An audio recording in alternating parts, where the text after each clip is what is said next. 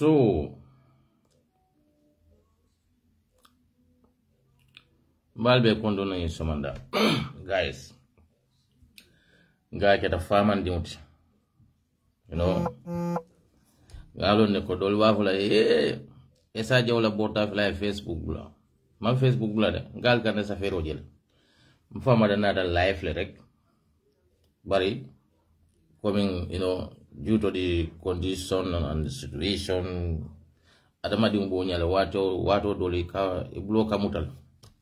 Yo, bari ya manke nyinoti. Benna UDP family be kondona. Surtla na Spain call. UDP la al-Kalul. UDP la al-Mamul. Ibe Spain le. Yes, let me say. Mr. Senge Konton, thank you for your good job, you know. Ngaje doku kende bale ke Spain. Billahi. Thank you. Alabal be Jawla. Guy the whole time we will reach you rek ebe kobarina. Yo mbembo be kondona na UDP family. Yes, jare sediba. Ngal kondon, thank you, good job, you know. Ale school boys ise mafia la moy tedi ngoy man sonna la Spain. Mafia le maldi. Barimbe etela ko nenna imam be diamulale. Magiane na imam na be diam lale ngela ko jube fo nyante de expel lale fo manyane expel la bare mbela ko sambala la officer de la ka ko nyin diam school boys nge kondo ya jare ngaya sedi ba pulo no ali nyoman soto Spain ba in ninna friend on na daje jaman tubabo you know akonye ko Yamirate sound na jenga ni sound da jang. No, I'll be on tale. Definitely, you know, more man friends from Jawla menna. Domoro Molisi was organized, you know, everybody was happy there. Therefore, we were all happy. Definitely, you know. But mbafulale ala braka. United Democratic Party. No kule keme yalon ko nyon town. Okay, just left nara dek to address few issues many alonko coming amanke kamo attack albe alo nyamente buka nyo UDP dune attack. I don't do that because in Canada UDP dune jele we are all brothers and sisters. Dol beje, you know, special like when I been in nada Spain modol beje ni ento kili nka jakale, you know. Amanken na darajate amanken na nyinyati because on ko manyinya imaje la school boys it atel ka wadi ko dahwa wali la nyin kandi minne de dahba NPP no ni handsome competition o lam fana ni wotema mbewo I hope so mbewo win la anyway mol beje men yalon ko e kan kilin tolla e bafula nyala barakal be do ko mena any you know ando atar kontel man ta tafasile la UDP naman ke diamu nka woleki, you know. But because of the thing is mole kano men soto UDP ne nyatilinta UDP la don Gambia don leke kano because it's a party of patriotic Gambians. Many along ko yela banko kano regardless of your tribes, regardless of your religions. Demo ebe UDP kono they see you equal to them. Ikejele ko nyil bemu molleti men yalon ko nibe ko kilona kunna and they appreciate your effort. So therefore ntolu men yalon ko be media to alingana party la cool waf billahi alingana party la cool waf UDP a very successful convention like for the first time in the history of Gambia political landscape pour kanyi convention o keno diaspora. We should be proud of our party leaders. We should be proud of ourselves. Momo ning ayata ko itebo organizing committee lekono and momo le UDP duna mu itebe dunia da you should be proud of that convention. But why should we allow na successful convention me yalon ko ngake and then that you know where shadows over negativity? We should not allow that. Well, nangavo ko UDP la problem o manke NPP. NPP is not our problem. Because NPP and the Gambia don't know what they can do, who they are, and which kind of the people they are empowering them in that country. Mbengo lonne mung adamadi sifalle NPP kawle empower. Gambia di wodi Gambia ding ning ayatare ko lafta Gambia la nyaato tal. Andu kata Gambia la hana kata 1 hour 30 minutes bang 20 minutes 10 minutes ko leta e kat Gambia ni leftano la condition la yejube. Billahi wallahi taala te baro support la. You know, I will tell you one thing. Most of the people many along ko be siring Gambia be baro support ka. How many of them? The only difficulty yemelo wala muko bal wala kolea. But ikela time tale bayeta leftano. Aliyalo nako muso every 2 days ika muso le fure ojindi Gambia la leftano lab na lebo woto. Yes boy, how far now? You decrease nko major spend boy major spend muna foto. So Gambia la hospital ape condition mento al kata jele ka jube ba men be suwo kono wol more time soto they don't even go there because ila ni tell la muli man sasa they will not know that system because Gambia mu fanku nete nin ku men man like ay bukalo but man di angale ko nyade who knows it who feels it know it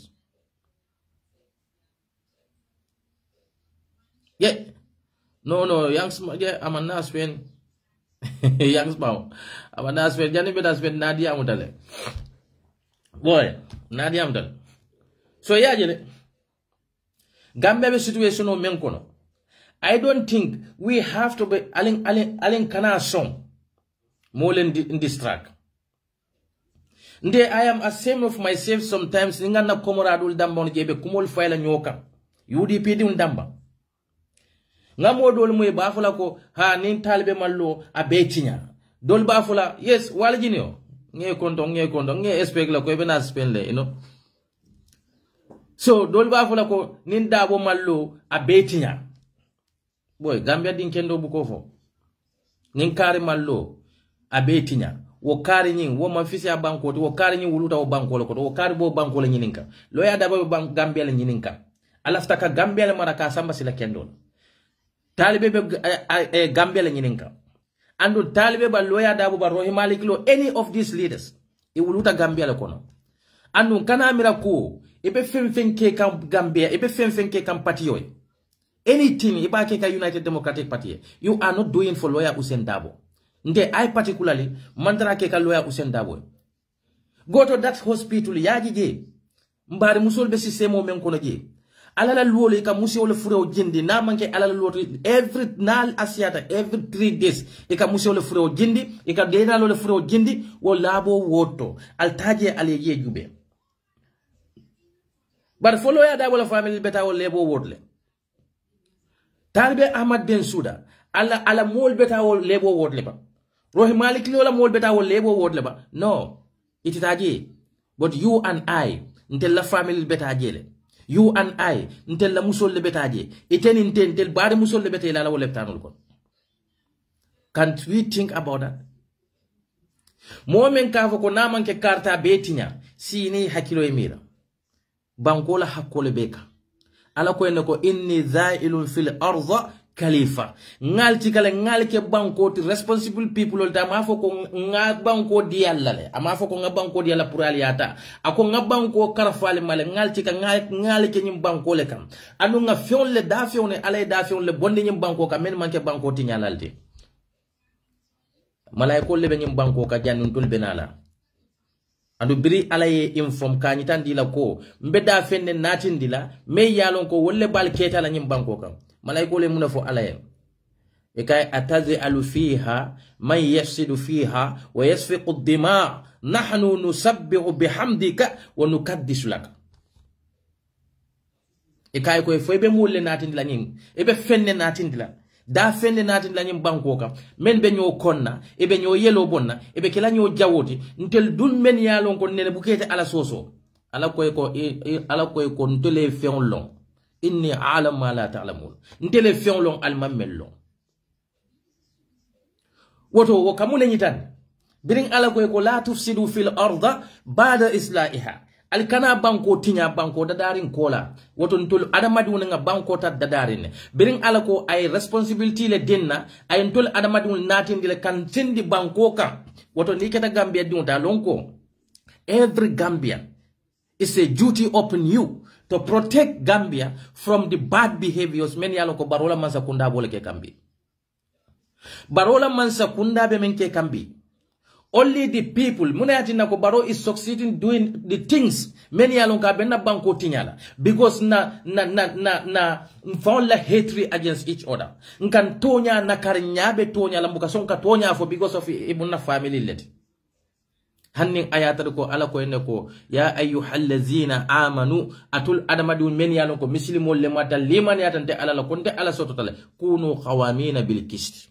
Allo tonya kan shuhada lillah allo tonya kan ala yali yamar menna ala la silokan walau ala anfusakum ala ko en ko hannin ayata ko tonya la te fonek awil walidain wala la te wulula fulo le kay bani fa wal akhrabin hannata ala te terol le kam amandai wala ko in yakunu qaniyan aw fakira hannin ayatar ko wof tonya la ta fentiyo le kam naful tiyolom kana jube ni munaful tiyol badal Gambia la system o jube bi nin tonya la tam badi on kambelo la kan nga fasa ite mu badi jawbalati momen kallo e badi mu ronke e kallo e kafa e ko nye munte badi on tem ba fasa ite nyum badi jawote kero bawo ye badi mu fasa kukurun kam kukurun e badi ko fasa woka ite mu ibadi mu jawolti kadu ibe ba fi din fasa ka kukuru men kay kanyita la ko yenye men ke sama fanake ni te ya fasa ba ada ya fo ibe sembo so la ka fasa ba ni lafte ibadi una nay ku ke men manyanya tan dala ko yenye men ka manya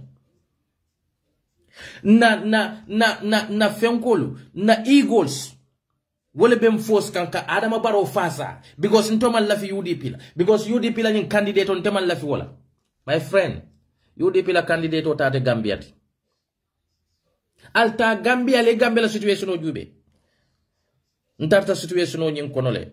I don't need to talk about that because the heart, the sorrows that I went through in the Gambia ntediamula wala social media, but I know what I'm talking about.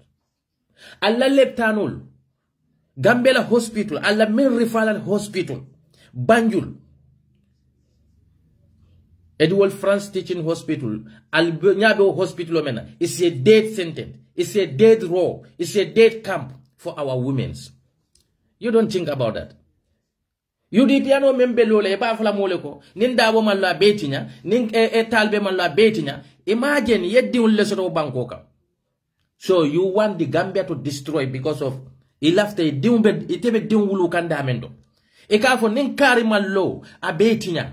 The only hope womuso membe sirin brikama maraseoto womuso membe sirin sere kuna maraseoto abe kanibali wafula abe bulake no ma because I hopeless totally.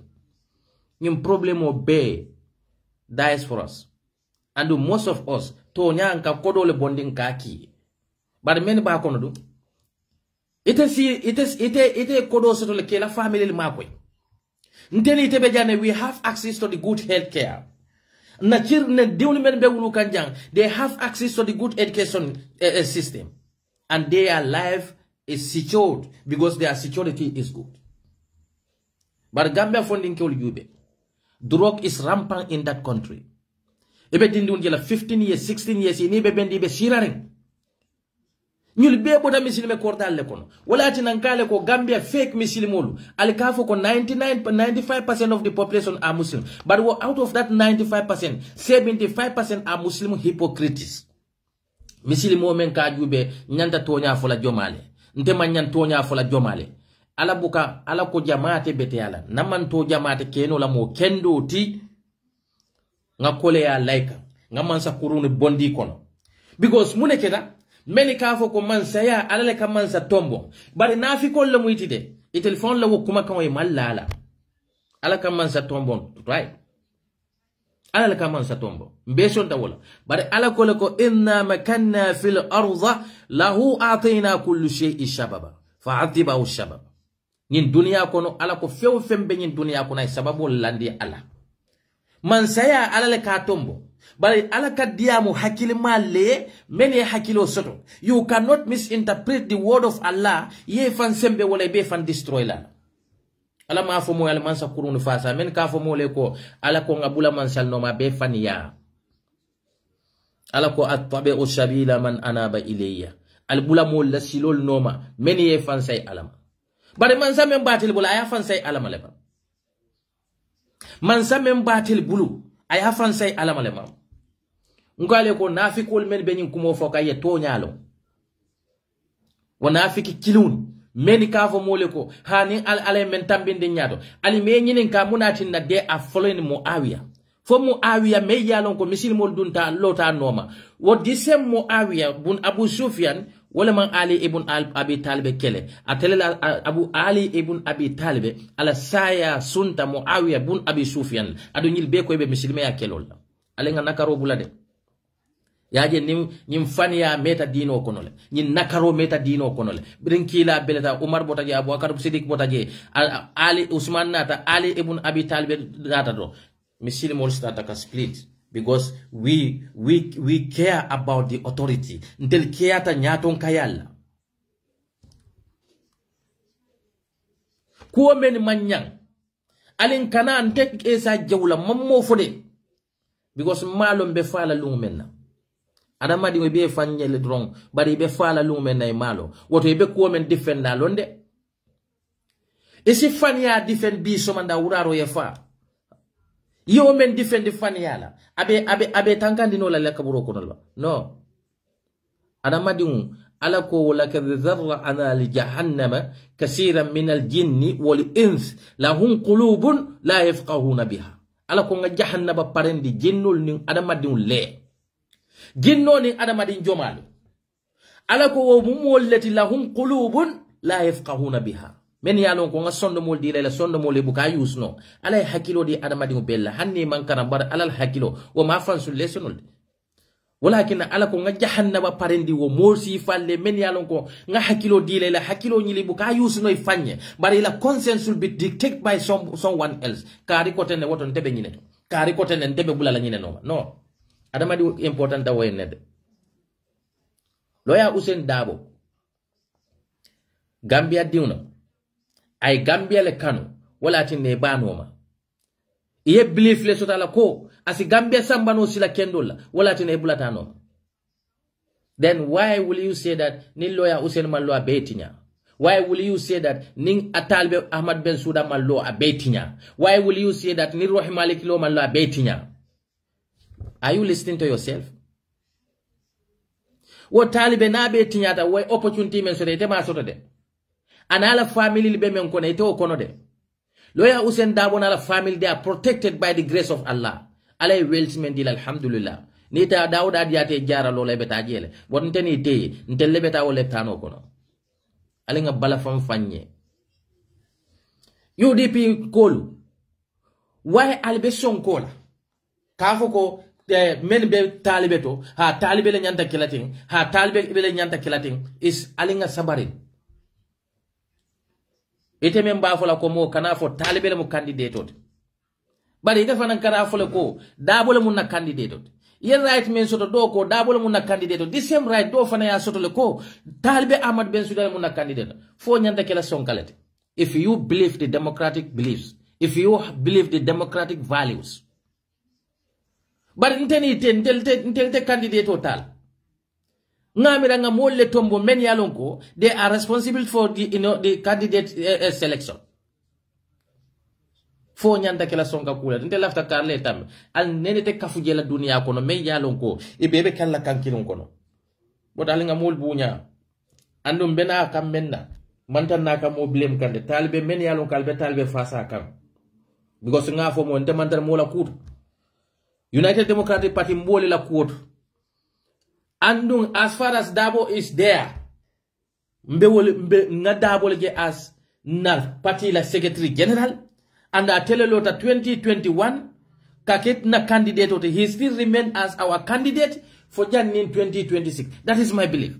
2026, ni menta wala mun na candidate nin party executive wala menta ko nga can choose as our candidate wala mun na candidate because I want that country I bo Adama Barrow bulokon ad Gambia la mu bankoti me yalon ko corruption is legalized there Gambia la mu bankoti me yalon ko la mansa kunda ay corruption legal le mo men be corruption le Gambia di wala na floti nya ko le semben tuya ale Adama Barrow moyle munani Adama diam tali ngala mo yala kuolla Adama manna kado ko ke Gambia Adama na ta defantele la because ali ya moyle Adama Barrow ko Adama Barrow ko UDP man la fi ko kula ataka woleke la ilaha illallah muhammadur rasulullah imagine man same yalon ko iman ignorant man same yalon ko iman ke jahilote bu kadiya muten man sali banko bela hakole beka wa UDP diun kanna mole jo kullukum ra'i wa kullu ra'in mas'ulun an ra'iyatihi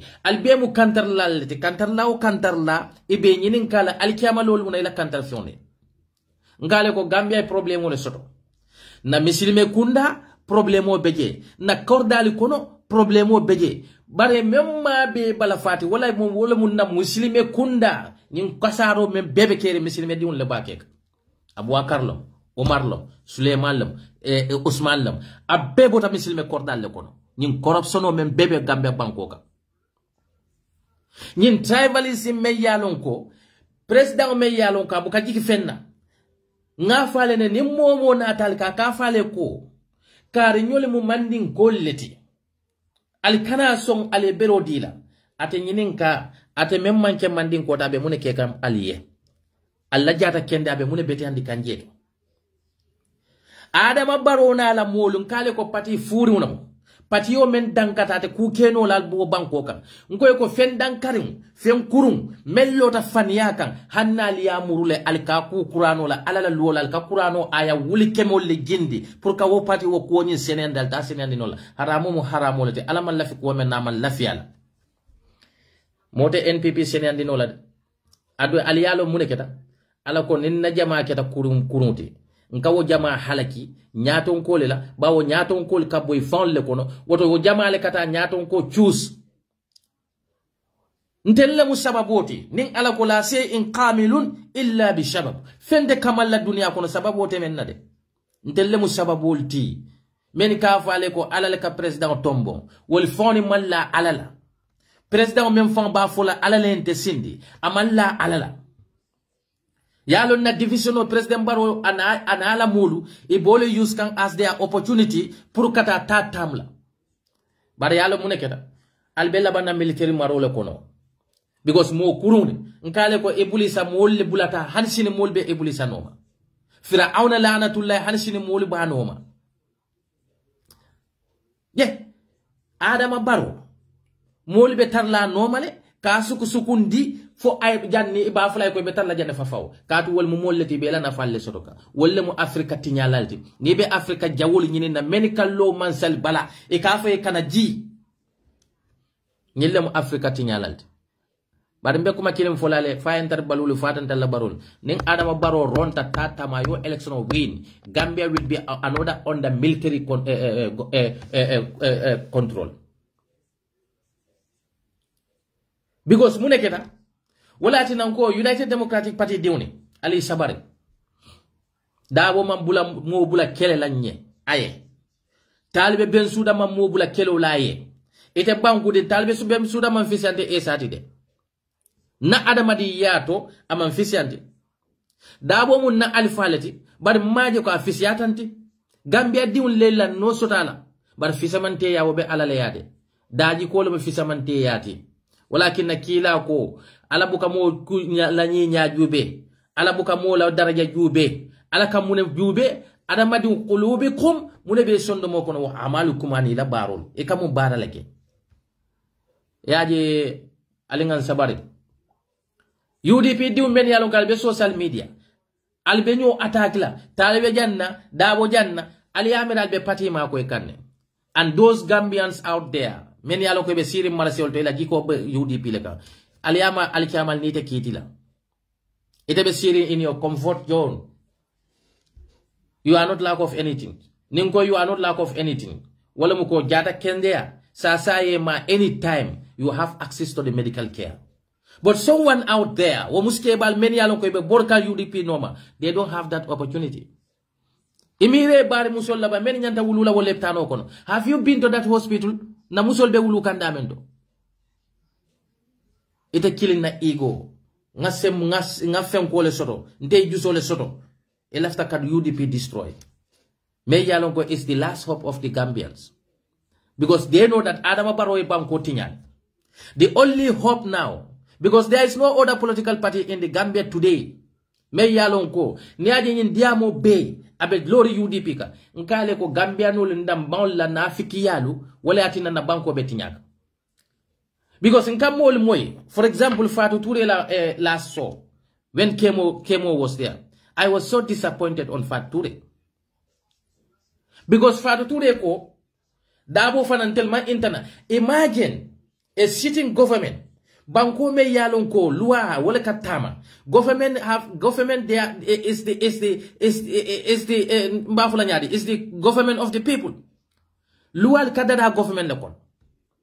Gambia di unkasi akafo ha dabo meta la dulatule. You don't have any other city to condemn Barrow for that time. Is that not a shame? Here we are talking about the government and you are talking about an organization.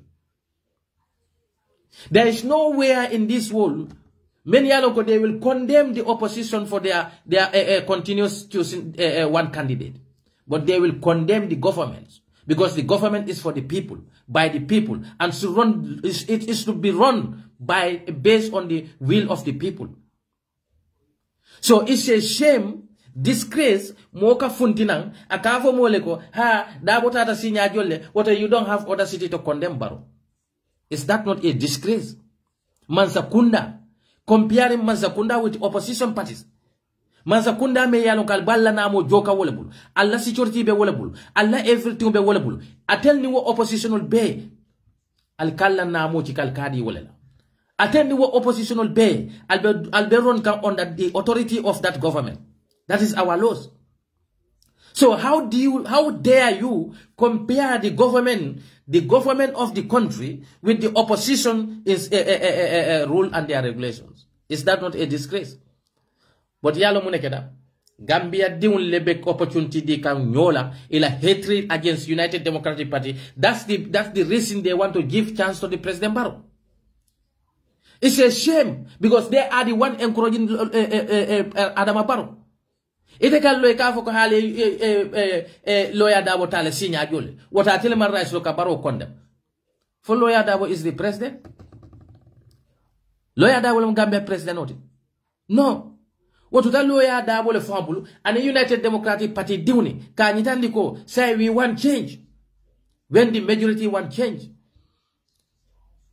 But you cannot compare government Mansakunda membe siring e kanye moy Gambia dambanne la kafo ko ha telephone metalola Senegal Ablaye wadata ta sinya jolle. And most of the people what they fail to understand wala muko lawyer Dabo be lola tembo menna itata Gambia jolle no may kaylo e man sol lola lawyer Dabo man law on the circumstances may yalonko is favorable to the Gambians. So woto kana kamansa kundaning ruling government member siring banko diube abebe wo bansa kunda la control le kono. Gambia di unka hanya ka da yele akafo mole ko mansa kunda ni opposition party bolle kompiaka ni aja la banko fele tanyinam because you are defending the president, you are defending the government, the sitting government because of your ego against the oppositions. Atari la namo mantara opposition blokon ela health mantara blokon ela security mantara blokon iteni wo opposition be alla security be authority men blokon. You comparing that with the oppositions.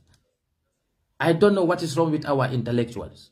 If you want to see the most dishonorable intellectual, go to the Gambia.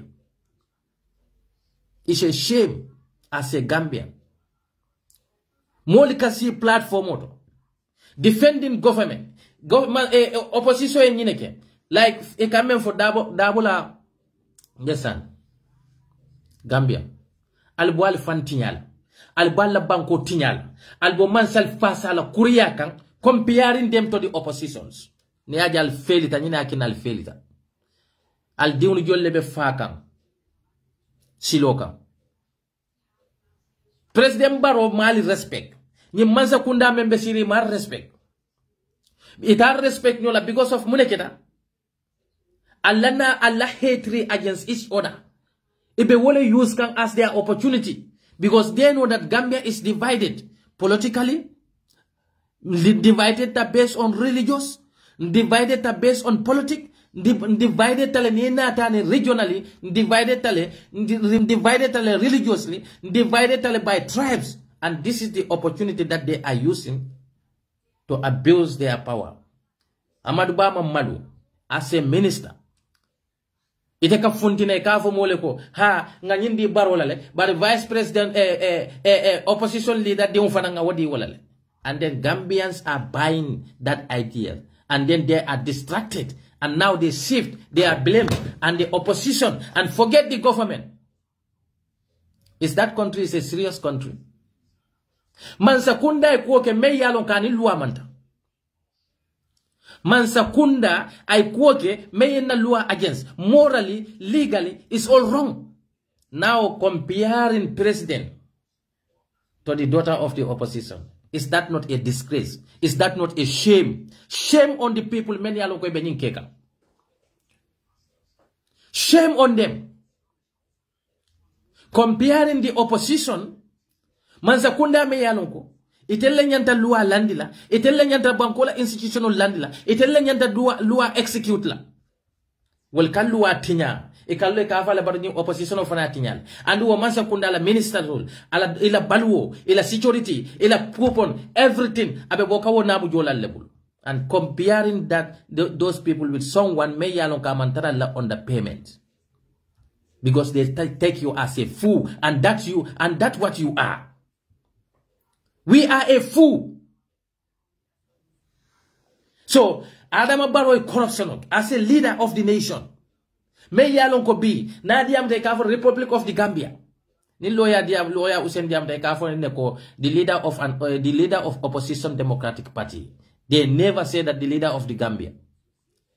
Only useless, senseless citizen will compare the leader of the nation to the oppositions. Munati na failed. I'll be failing lale. Because na fiki al kalte tonya fola. You want to take one stone and kill two birds together. You don't want to offend the President Barrow. But to tell the truth of the President Barrow, you have to bring the opposition there to equal them. So that I'll left the car.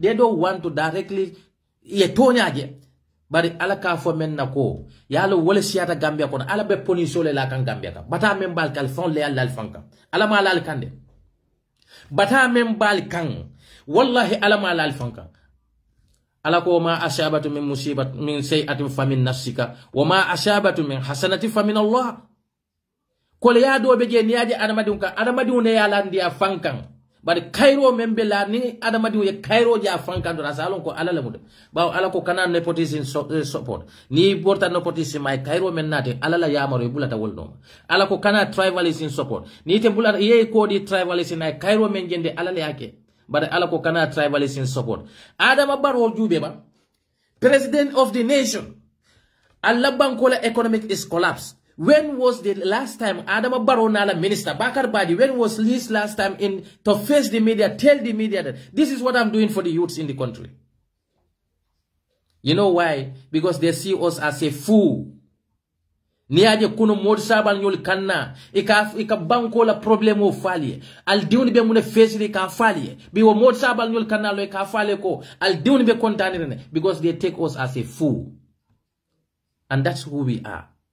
نادي علىك ولقد ذرعنا لجهنم كثيرا من الجن والإنس لهم قلوب لا يفقهون بها nga jahannaba parendi molle men yalon ko jinnol ni adama dun men beta jahannabo kono walla mu molti men yalon ko lahum qulubun la yafqahuna biha nga sonno mol dilale bari la wasonno mol bu ke use into good uses an ala tata la yenni mulle kompia ako ulaika hum qal an'am wal kamun tal ko beewni wal nim beewn lebe kon kanyandi ala ko nga jahannaba parendi mol jinnol ning adamadiun le men yalon ko nga hakilol dila ila wo hakilol is not controlled by anybody but controlled by someone else. It's not controlled by themselves but their consent have been dictated by someone else.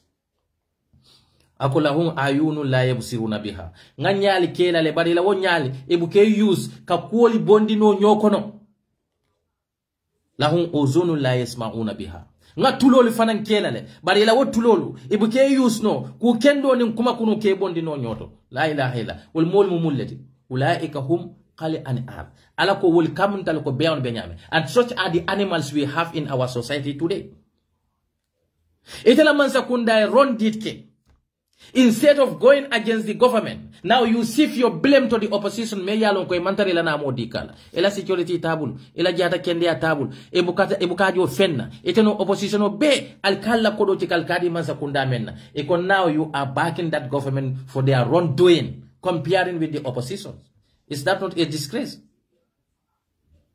Is that not a disgrace? At the same time, you are telling people that your opposition also have to know that president is the Adama Barrow is the president in the country. But if something happens, you shift the blame on the opposition. Many alonko they are not under your payroll. Nkale misilime na fikole siata wo bankoka. President onkallo aka kukuru nifo. Alaye jomale tombo kurano kono. Kafo mole ko ningin doye kukuru kel kana ofe. Bara ningin do ya kali yafo ali yalo jomalle ji ko mota ali yehudolu nun to yehudola man ke bitadele Fir'auna la watola Musa la watola yehudol men yalon ko e ka son tawrata la kuodolla men yetel febo tawrata kono sa wasi fanden di wala kadu wo yetel febole bari tawrata la kuodol beje tawrata la kito dol beje isi banan wala na la tela etel kang ila nyaton kol kang isa fo ko manke to nyat wol wal nilte tamandina walakin nako ala ko lima talibishuna al haqqa bil batil wa taqtumuna al haqqa wa antum ta'lamun munakin nal kalisi lo to nyata albe faniya tal ba promote la bi wala be gambia kono they make Adama Barrow innocent because they are hatred against United Democratic Party jomalle be ninkeka muslime diuni Moka slow television auto ha dabo nyinkele you waste all your energies on UDP criticizing lawyer Usain Dabo me yalon ka mantarila on the payroll me yalon ka marila jata kendia me yalon ka marila balwola me yalon ka marila security alla funding kewli duro ko be faka drug become legalized kato Adama Barrow is the bantaketa all the financial sponsors of NPP are drug dealers. They are drug cartels, criminals. That is the fact. But you know what? A country may yalonko, eka 40 million bondi. Mansakunda may yalonka ka 40 million bondi. Million tanna ni lulu. Ayachi katel namu jola la kodota ako media danta or media mamaluko. Na wole tanol to those medias they know the problem of our hospitals. Those medias they know the problem of our schools. Those medias they know the transport shortage that our police are facing, the equipment that our hospital are lack of. But ye wo media tale kanamu jola la kodotika kadila. Kwa ko aliyem promote wo mansa kunda ko atebe do ko wala etebe do ko men ke kay mantra ke ka in a planet mass e ba ke ka molle woto ni tebe do ko wala. Why should you pay someone to sow or promote your work? Etela do ko is invisible. It's invisible. So wo medial mamalo e mansilang mansay kukuro kukunke they turn the divert they divert the discussion to the people. Many aloko they are not in authority. Fatu Network is part of those people. Fatu Network. And then alala kumona tagele nga hakilo di mella nga jahannaba parendi momenye men yalon ko e katonyaje bar modol kana wol ke filindi katu wa mumolleti men yalon ko yastaruna al hayati dunya bil akhirat wal yela dunya yela al kiyamu wa fi dunya lela walakin president kukurunke they trying to divert the discussion to protect the president. the leader of the nation may yalon ko mo be la hakole baka al si Adama Barrow protect jabat al kiamal ta protect no Adama de ku ay dan dulale soto I adiate ya kuyate ya be bannale billahi wallahi talla ite membe minister yala adiate akuyate ila minister ya be bannale ite membe president yala akuyate adiate ila president ya be bannale ala fa yolo fo tilkale ayamin nudawiluha bainan nas naman sayati lo len katala na jon letema e sonta wala e manso wala abe bulije afatu'minuna bi ba'dil kitabi wa taghfiruna bi ba'd ala ko munayatin al kasson nakuma kan dolla meya al febo al yebbalan nakito dolla mem al febo anda katade be mu tonyale tonya do e sonta wala katu wa yetele febo tonya do na te balanta wala katu wa me febo gambia be tamaka wonyal munan na muslimi na islamic leaders wala ke moy diamulal Adama Barrow nyum kuma kan memfo walakin an kale ko gambe jahilo man tambe Adama Barrow la ni be jahilo nyine na jahilo men yalon ka mala dinolo munal ka Adama Barrow moy la nabe diamulal ka fo moy ko a'udhu billahi minash shaitanir rajim wala ba fa bismillahir rahmanir rahim folo amang alalo fulan jaw hana fauna wulula la man prawdila munay kanene ka moy Adama Barrow la mfama ne nyim fonye akatula fula to keba karle nyim fonye baral nene amoy la ka fale ko mfama ne nyim fonye because he is not proud of his father amam proud al misilime banko atolu ko ale mu misilimo leti man samen nyantale marla akanna ka atela kampenyo ka besi siyo leka walakin nganyim fale nan kale ko nyaton kanata ka fale ko ntemu mandin ka barindi unati ntemu jola barindi unati mbama nin fulol le den tali bay na ni ali sindi be kala na fi kolleti nyaton ko memu nyaton ka kendoti ni tenata elota mol nyanto e nyanta fulen ne ko alla health sector nyine be jen lafta nyine falin na jeto nyin do ku karleke bari han sembe nyine ke ko bari yalo munam ala ko manta nkanya don ko bondal kono according to the attitude of the majority in that society la attitude be nyame ala ka man sa sifa la bondi kono imagine Adama Barrow men kasi ala ko innamal mu'minina ikwatu fasilu bayna ikwaykum muslimul be al ben badin kilinete kila ko al muslimu akhul muslim muslimo be e badin mu ñoo muslimote bari be Adama Barrow kallo ka fo mole kom lafta kariye fa nin kare fata mbeta badela nin botala bade otole mbena mira la mbe man sayadi la menna say ay ala la position ota ko kilinde ala yole fo kila sallallahu alaihi wasallam ko ako kun fi dunya ka annaka karibun aw abiru sabila tare nyin dunya kono ko itede luntawne muyti tambilale muyti me yalon ka be tamasilo kan fa ija asbahta fala tantazir bil masih nin fano keta kana mira ko wuraro be tarla jele bar Adama Barrow ate yalon ne ko nin fano keta wuraro ba tarla jele nin wuraro sida be wullale ko take somanda kata niyo ba fanne bulo walakin aka be ta loya dabo badal nene oustaz jomala moy e fundita yafo nkale ko gambe hanina dino tinyata le neaje bi dindun kallo ka dina nyaton ka alfal nene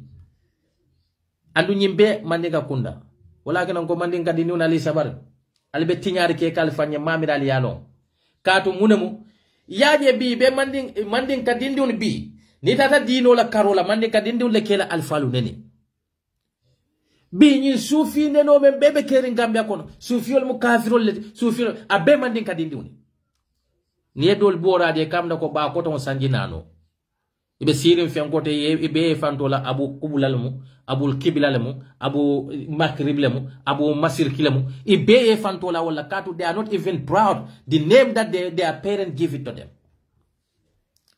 because their brain are enslaved. These are the people men believe tako kake arabo to wale fisandi multi atara ko kila sallallahu alaihi wasallam telephone ka kitabol men fo yamalla wala kato ni lata Qur'ano la Qur'ano ko kul akoy ko ya ayyuhallazina amanu kunu qawamina bil qist allo to nyaka wala ala anfusakum bari telephone ka Qur'ano men kala e ka ayo men kala telephone man la wolila Katun Adam Baro nyum kuma kaw men fo ya moy le joma se ku joma le lota ka condemn eta condemn la de katun itel be dino men fawto e man belief wala dino mam tonya lo mola dino buka fo nyanta kar tonya fala katun natar ko dino ko nyanta tonya fala mole birin tumo men na qur'ani ayo jita kila kan aka fay ko al arabu asaddul kufra wan nifaqa fo arabol fo kila manke arabol kila ba manke arabol kila famu arabol sallallahu alaihi wasallam bara koy ko arabol mu kutun kanol to fo kila mo futande bari nata ye fansun kuwol dundi dino kono e ka fo mole buka tonya fo man say yaje Adama Baro nyum kuma kaw men fo ni nyim bota loya Usen Dabo le buludun laftale Adama Baro fa bira police kunda na fi kol katu IGP ise NPP la IGP le bawa tele lota jam ngale kuma tilim bali fo kuma kuntam fo membe nyim mansa kunda barakantan no bali bulu toro doro ngama sidi touré le lota ja ko neni ro banda nyim banko kan Adama Baro funta neni ro amanda Adama Baro ares may muna si sew dabo science na bota neni ro muna kina mande ares so sidi touré IGP sidi touré say itele kulota Gambia di nyati no ko be neni ro stop la nyim banko kan istata ya follow UDP fengol wala kina ko UDP alingan sabari ala le be nyim mol feño kan ala le be Gambia di tocho kan based on na barol aju benna misilme kun nyin sunyaro nyin faniafo nyin neniro be abeba boka men tol misilme kordal kono eta mo eka etel dina nyato kol katu lola hamadiyal menoma hamadiyal be tenne kafirol lamo bar bi wolle daji ko nyin nyata tel misilme kunda jamati nyin neniro ni nyin bama men bebe kera mambo hamadiya korda kilin kono wota tella dino mafo dino man correct bada tolle found men be dino practice kalman correct almalla la dino la nyin bama be e buka moy hamadiya kordal kono nin keba ne no be abebe boka misilme kordal le kono surtout la na mandin kadu wala kina mandin kadi ni onali sabar alal fan koros ngali yaje alla dindi wodin sama nasi fi kyo soto no ba be tinyaka mod sabal sama mod sabal se an lola Gambia nol nyati lola bi abe men keka Dr. Ismaila Sisay atinyata Gambia nol nyati non mandin kadi fewo fen na lafta ka wuli rek al kaddu ben wala al tal fan korosi al beji kolle kela me yalon ka be wol jika tendi lalla na dina kunda di semti enene ya moyle fula jomale be lor media ta be fula alfalla kol musufi wala tinafi kol mo kafirol la moyti enen tajila fula du etajila sarakulle du etajila si kote la du mandin ka diwul lebe bulari mandin ka alfalla hani wo alfal men yalla ko nyaje betel data Saudi Arabia ala ta ko la wo alfal wolle dun ta saten din sate bay ka men kili sufi wala wolle dun ta saten din sate ba ka karanda lo kamol karande hadith wala kamol karande mutalalla kamol karande Quran wala baritel ta arabo le arabu ka mo enata ko nyeko wol mukafirol lati ngari membanna so ko no karanta le beje sidia almu altala ne manin kafar kay jibril kuja o jibril jajulam ñille kata ka jiyanna suwolo kono parce que ntel fande ma men saytam fama no to bakil fakil karanta le bentel la sokoro talbol be juru baringe ndenga na Quran karam start karanta la ngala dari karam start karanta la laban tala atali Arabic school they convince ntel la sate oto wo ketan safono those are 1993-92. Some of them today, even alfal men nenika, eko del jita mahadila, wa mahadin kolu jama beje, wala ni majlisol ya doko. Bi al natal ko majlisol mukafirol let. Abe man den kadin lam. Ala ni nanir lal be jube, social media men ko tel mu ahlul sunnah let. Al te juba be man den kadin. Politiko ko nanir lal, abe man den kadin. Si kilin le be kon. E ka joma le ne la man den kol. Salifu ke mu baro nyol al te moy la diamula. Alte moy la diamula mola kula alte fabu moy la diamula mola kula alte nyim mo ko don jay mane nyul mo ko ton be NPP la nyim manden kadi on be jen ya moy dron e ka mo ko my response to dabo abe manden kadi on ali sabari because al be fenne tutu kan membe kelal la sama masiboti and I will continue because yemen tutu wol be falen na sama ite fana men bena kay be men tutu kete sama wol be falen na alal fanyininka an nimmen be den kula e ka alla audio li ke siale yalla alfal nen dame ka wol audio siya ba siala dlabe bari yetel la alfal nen dame te audio ni siala je ni diam ne ko politico manke sikut why do you use a political to insult my tribes elders. Fontela alfal dambane be politiko kon. Nimbe mandin kadiun le bakeka. Inenete odi moila against any other elders in the society. Against mandinka elders. Because mandinka alfalu na alfal men beje bi. Itelle nyimbe tutu. Nitara na saate ol de be nyokelen ka alkali yallela. Ibe nyokelen kan munela. Suti yal. Kumanda yala banta. It don't la future. It don't la sama. Do they think about it? No. No. Adama Barrow yenyine a capitalize tanyine ka NPP capitalize tanyine ka. NPP bukalo dulato kafo kombe nyine kila. No. NPP kalole ni tara sate o sate nyin si karnyol ten. Ni election onata majority flolu isi lanyoka. Majority surwal ikalanyoka. Majority sarakulol yelanyoka. Majority jolal yelanyoka. Yale kamuneke. Inene kamo ile dada mandinka sate to ndella sandu nyol kata URR e bring election o bena sila mo UDP ngol men ye neni rol ke ando atal ko NPP la won neni audio lebe jurmare molbul bari muneke ta inene teje la ye NPP kala neni rita agents mandin ko le yeta ya landi dulade ko mandin ko le ko NPC kar le felal nelika kat they have this belief that mandin cars are already divided. So we don't need to, malafike kam fandi si kama. Ba itel damma man kambe. Sambe munekela, alinga UDP nkolla nene audio ta. Moli e fanke UDP nkotile, itata bulata siyolla. Yewo nene rolle tay kadala ni srakule oli nyako na bolon ko ne kafo ko mandin kale UDP moyle. Mandin kol. Many of sarakules have this belief that niaje ko manding call jama majority ka memfo bawetel belief tanyina niaje UDP manding ka patile te ka wolefo e ka fole ko niaje bo Adama Barrow kele ka katu Adama Barrow ni sarakulo lebe do kola billahi wallahi tallahi e kanyina fonna bolon ko and the same mentality yole ke surwalia tanyu fana santo sato to fula sato to manding call ni sita de bal kele dilale e be nyine kelalla Misilime banko, misilime president, wala kenan kale ko dina nyato kol jama be jal nafiki abula. Mo me yalon kabe misilimol divided kan. Ala ba fono la wonya nyaadi le al nyanta bula la nyine noma.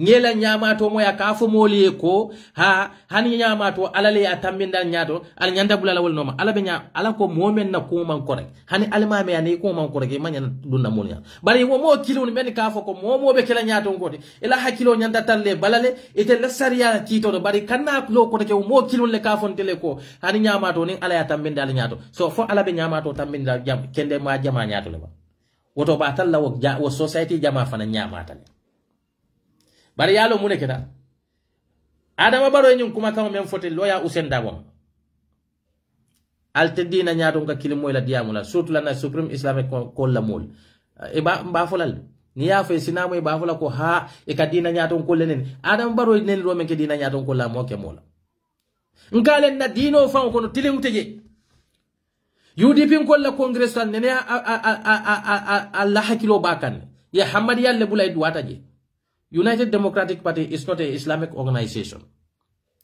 It's not there for any tribes. It's not there for any religious. It's not there for any individual interest. United Democratic Party is a Gambian's party. Regardless of your tribes, regardless of your religious, regardless of whatever you belong to. As far as your citizenship is concerned. UDP nkole hamadial bula duwate la mitin bula. Nin dina nyato nkole wultana ko United Democratic Party wala be dino kelekan. Baden kale ko alamanki Jawla kunda kati alamambo mane kunda alamambo dabo kunda alamu alalete lam yeli di amam fe wulu wala yula di fe ma wulu wala yakun lahu kufuwan ahad fem fulanta de fello nyota kilinam wallahi ate manso huwa malikul mulk atel mansul bela mansot ya nyine janjandi ila talibol tema ibe wuri na nyil natale kadino kele muslime nafiki ya man tambi nyina muslime dun ka nya tling anyo muslimola ibe mel diuni karandi kela darato ibe men diuni karandi kela schoolol to wal diuni ni ko nga misirolo ni wolle kade ka misirolo but because of their political groups ike ko ko nyil be dina kelol muslime diun debe dino kele la nyaadi le ngale dina kunda nafiki ya le beje wo Supreme Islamic Council ila wo dindin nenir lal men kam da ko yusfa son ko nyul e wulta ñil be dina kelolla ye fankile ahlus sunna sa alinga dino fasa katu ko UDP ko le hamadiya le bula i duwata na meeting la fo hamadiya manke gambe diunde fontol beje pro any Islamic group le. True, we are all Muslims and we are praying, we respect our religious, but we have to give the due respect to the others' beliefs. Because party manke Islamic organization. But yalo mune natake. After 2 weeks, Muhammadiya kilun le natata State House.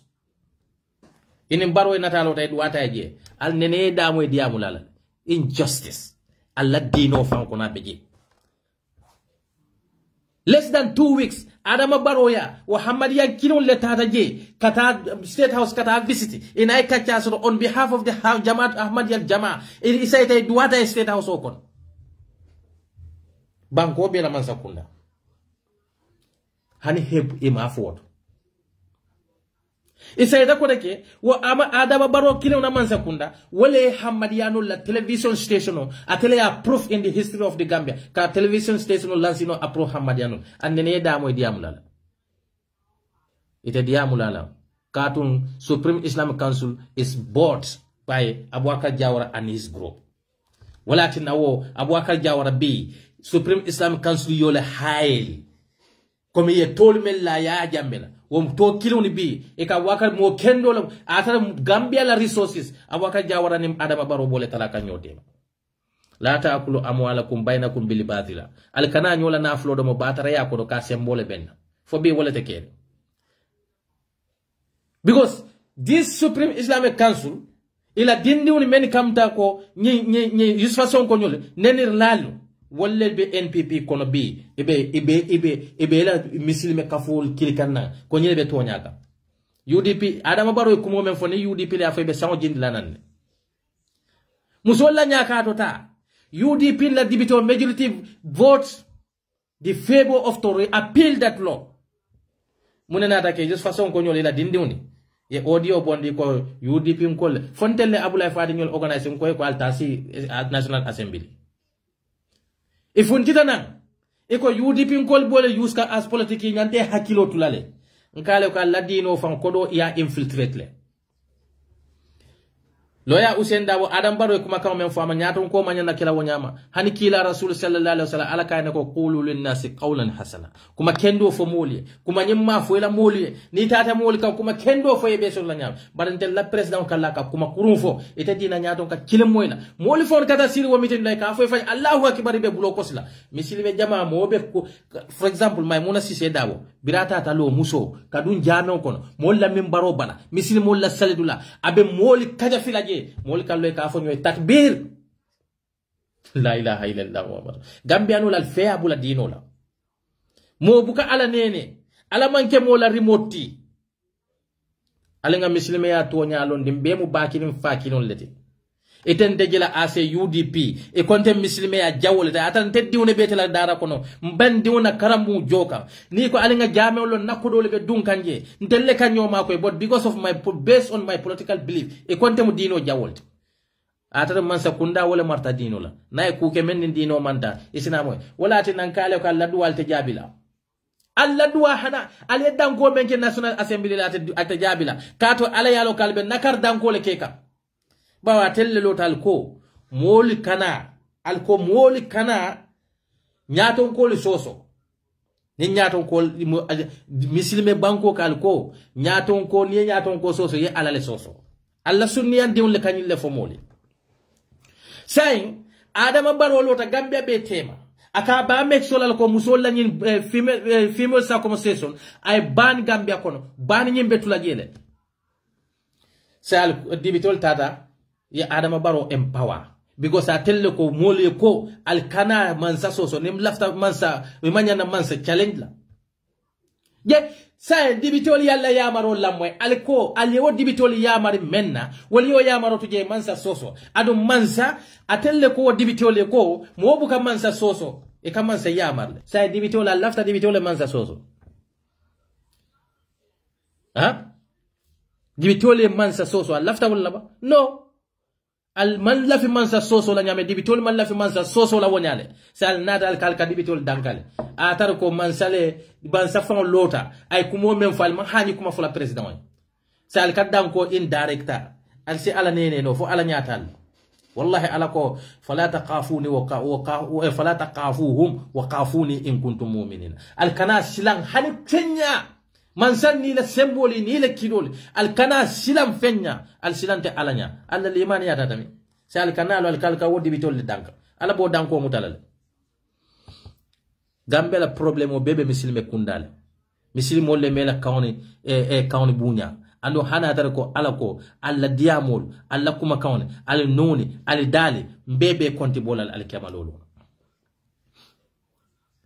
ni mo kilim le ko ila yusfa sonko nkale ko ibulisa menalbe ibulisa nyininna gambela ibulisa ala agento ala gambela interior ibulisa la interior minister gambia kono wala mo yusfa sonko te ndesan the sad thing is na nyillon na bal men kamta ko imam fati wol fabu jit fabu fenge nyol kebu nyol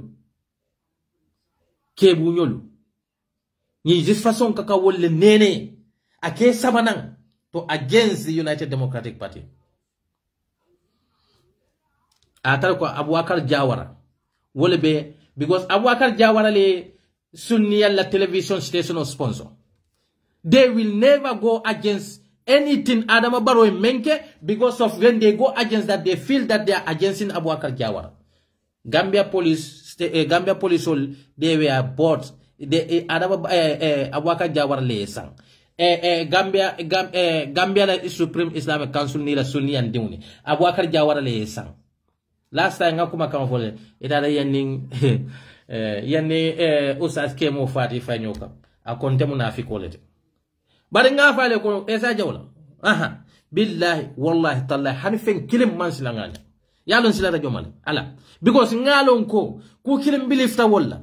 Ala men fole ko adamadi yefew fem bara adamadi kitindi la kitobe ala labulu ndaka sunne nka salle ala yamar men bendi nati ndaka dino la siloka so nite ko mutamu muslime nafikol da give a damn about it but adamadi fanyante fanjube la kada ale muslime ya atulu ala muslime ya men fo moliye alimantaro kekal be banku diwni batandire al ko president hannabe mun kekay manyan agence la de façon ko kontel mo khawariji no ledi al khawarij ko ako nintel fata mo fata khawariji ya kono ite beta jahannabale imagine ako kafirol le multi son tol men yalon ko mo opposition mo khawarij ledi who are the khawarij ala nyininka hey nale dolo mole dolo ntel man karande baren kala moy kawan lalla kala nin karana jamala sitan kammen nyininka Essa Jawla man karande baraka wa khawarijol menfo wa khawarijol walla nin atodum walla mu Ali ibn Abi Talib la sojarolti Ali ibn Abi Talib kale ko nakaro meta muslime ya konolde muslimo la karola nakaro meta konolde birin kila beleta Abubakar nyol botaje saibin ila fo khalifasol problemo stata muslime ya kono katu ye nakarole ke imaje ko khawarij wol beta jahannabale but who are the khawarij Ali ibn Abi Talib meni lata ko Ali ibn Abi Talib atelmu muslim wala khalifa nanin jawde wa khalifa nanin jaw mu jomaleti birin Usman ibn Affan fata ya assassinate Ali ibn Abi Talib le nata je wa Ali ibn Abi Talib Muawiya bun Abi Sufyan me yalon ko Umar la khalifa ya kono wole Muawiya bun Abi Sufyan Abu Sufyan me yalon ko kila kele makasate ko nana ala dimbayal jomala dewmu Ali ibn Abi jomala dewmu Abu Muawiyati wal mu Hind bint Uzba musome yala muskanda ba Abu Sufyan na muso wo Muawiya me yalon ko Umar bin Khattab radiyallahu anhu wale Muawiyata ka appoint ka ke governor in Syria muslime yala watola because Muawiya is a cousin of atodu this guy Usman bin Affan, the third Khalifa. So biriye Muawiya biriye Usman fa ye Muawiya ke Khalifoti Usman atodu ye Ali ibn Abi Talib ke Khalifoti. Muawiya went against Ali ibn Abi Talib because Muawiya felt that Ali ibn Abi Talib many Usman assassinate. Aye compromise la ni be do kula comme bi ya jam la do kula ba roy menkela aye natin dan ibe do kula careless because Muawiya même for Ali believe tamena wala muko adama di wona kitobe alalebul. They cannot judge the people many yalon ko kuriyabi nakarolo moti kurano ko nan al badi dun tanyola ali tonya foy tema meye tonyandiroke ali anyita tele tonyandiroke membo eta menka kanyita ka tonya tiola tonya ya nalba compensate ala compensate. Muawiya pulta purka ali la mansayatinya alal tulolode we can tell kile khawarizil menna e kon tole mu president na oppositionality because of muneketa wo khawarizolu walla wulita ko Muawiya menke kal abite ladi etel ko etel kammen fo mole ko qur'ano ko nin jama men tombo ka ke nyaton kote nin groupe ko daful dita ka wok agents e nyantol falale etel la afole etel la so mune natake Muawiya ay kelo wulinde Ali kam andu wo Ali mislimo al khulafa ar-rasidina yo Ali le tombo ka ke fourth caliphate Muawiya kelo wulinda kam Ali la sojarol men ya lonko enen Ali le wulta kata kelo la ka Muawiya kelende diaku ya mel lafta ka Ali la khalifa ya tinya yolle kolum al qawarizid kolum khawarizolti ye Muawiya me kelo wulinde Ali kamma kala khalifa ya tinya so awo sojarol men ya lonko tata ka Muawiya kele so Ali mo kendo me yalonko alaftako ala abitang menketa kila sallallahu alaihi wasallam kanala legacy tinya akana dino nyin tinya dino kana divided Ali compromise ta nina mandia Ali la sojarole some of the Ali followers menika Ali follow and men be Muawiya la sojarol kelekan amandi wo mandia we but Ali yenyine kenyin kama mislimo la kilimbaya ila unity wala abula compromise la ni Ali ade Muawiya say wo molle nata kamfa iteliye men fo wo Ali wala wo sojarol nil men yalon koy kamfa te bota Ali no ma because of an nyim men compromise ta e ko wolle Ali fa logic e ko wolle kamfa te tata Ali fa Muawiya la sojarol manna Ali fa ko de bal Muawiya me yalon ko wolle Ali agents say wo qawarizol kamfa da silang they are doing they went they went after the civilians. They don't care at the moment. They might believe in ideology. They just eliminate you. So now they call those people Khawarij. 𝒂𝒄𝒄𝒏 agents. But they forget, they don't call Ali Monala Sojarul. Why they don't call Muawiya Nala Sojarul Khawarij? What do Ali agents? Now they turn to call the Aliula former Sojarul Menyalonko. They went against Ali for compromising with Muawiya. So ni tele control mu wallete. We don't care. Walla kitobe alale bulu. Because Muawiya me yalonko wale kelo ke ka Ali mansaya tinya kala khalifa ya tinya adu jamale wo Ali utombo. Imola Ali Muawiya la sojarol kili qawarijin. So ni use façon ko kontel mo khawarijol leti. Nin tel fata opposition ya kono ndul bebeta jahannabale. Nkali yela injustice kele.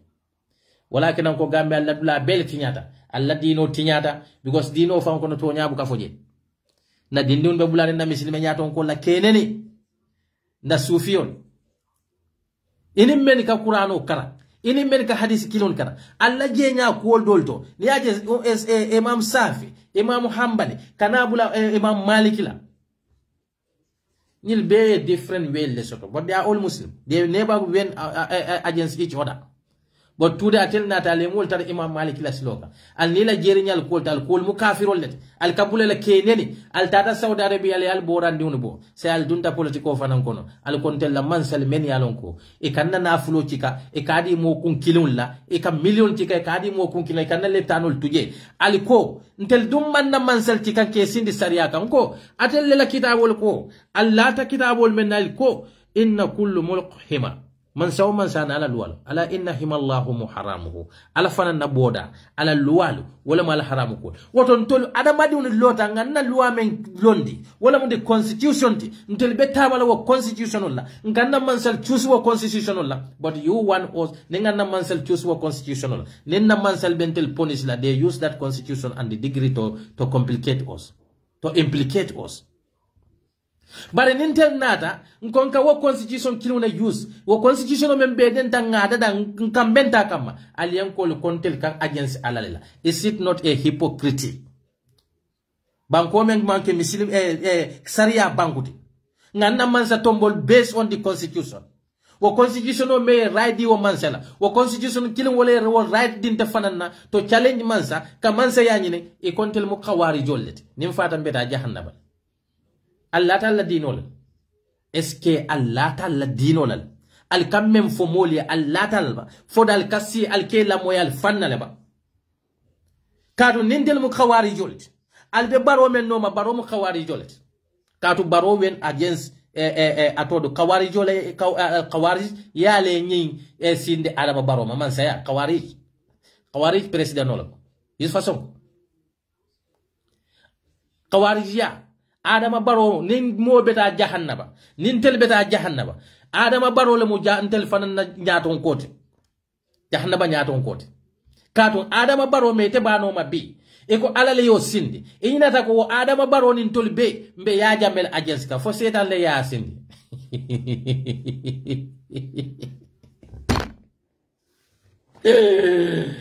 la ilaha illallah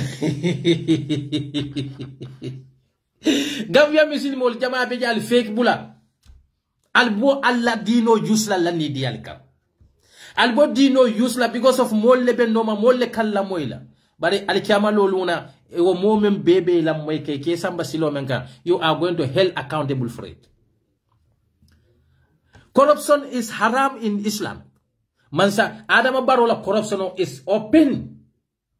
Ite yus façon ko fon kallole ka fo mole ko ani mansa kunda minister kar minister o minister jomalle fenk jomalle appoint who have power to sack those ministers many alon ko be corruption ola barale kan mo kilonal kan nasi alko ha president de nyimbe kenola yalo president fanan ade fanan molle tomba say molle tomba la tamelda fo gambia diwna yol tombo nol be kuriya ke kan who stop him from sacking those people but Adama Barrow ka molle bay men yalon ko iba yamar kan ku kendola Adama Barrow man lafi mo kendola Adama Barrow kan mo ajube jeng fo ala jennamba ama birkama be shot ila financial deal na ya be shot al yalon ko ay tinyar jolle ke birkama ko le West Coast region ayo beke mo kinu la ko ka bi o mo kinu hayna sirin atara commission ya ngita da million men betinya Adama Barrow was backing him defending him amanda wola ayatika mo kuriari umeyalon ko molla millions of taxpayers la kodo akole tinya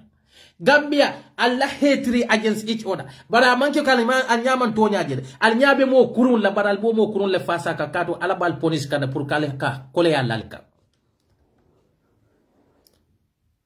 fali nyaade tonyero la ala ko inni haramatul zulmu ala nafsihi wa za'alatuhu bainakum muharraman fala tazalimu Nila mutonyati ala tonyero haramu yandi bari atel kala ka tonyero le halala yandi jamala na afro mo kilu ya tinya Adama Barrow ya defend Gambia no la nyaayele benna diamo bulala dame United Democratic Party dewni itemen kafo ko Talbe is my candidate it is your right mem fanan kafo ko Dabo is my candidate ala right them. The only thing you don't have right, the right that you don't have, come Eunice Menke, asking Dabo to step down. That's not your right. Wobe candidate process la lebulu bari ite men fanan kafo ko many yalon ko kafo talibe is my candidate iko kata against those people ite fanan be tonyerol la ye right men so to kafo ko Dabo is my candidate the same right the other person also have kafo ko Kari is my candidate wala foko Kari is my candidate fole ba kenna wo Kari ke ala candidate to we have a process to do to follow woto tamol lebul men be tombonka woto is a shame UDP men yalonko albenyo sabaka nyinal ka ke sonka quote fo alkata to the extent that dolba fola ko ni nyemmanta be tinya nin Kari manta be tinya la banko tinya e diwni be dame e musu be dame e kara foko nin Kari manta wo be tinya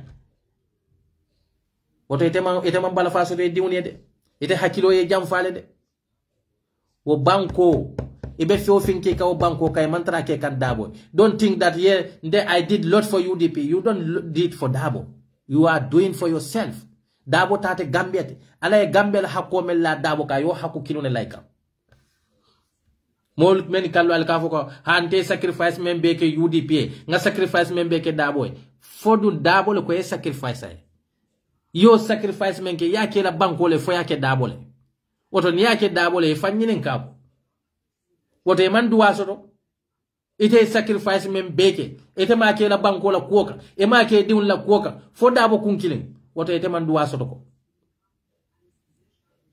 woto banko la kuo wo mete wulindi de nga sacrifice ke Dabo le nde sacrifice beta no people take sacrifice for lawyer Usain Dabo because of abe do ko men na banko because of abe ntelle la duty la so taking sacrifice for Usain Dabo mean you are taking sacrifice for your country not for Usain Dabo ine Usain Dabo be den dawo banko la ala be nyinin kala nyame na yemune kanda wo banko ka yemune protect wo banko ka yemune bay wo banko ka abe Usain Dabo fana nyinin kala well so do not think that mbemen ke kan bake ka lawyer Usain Dabo le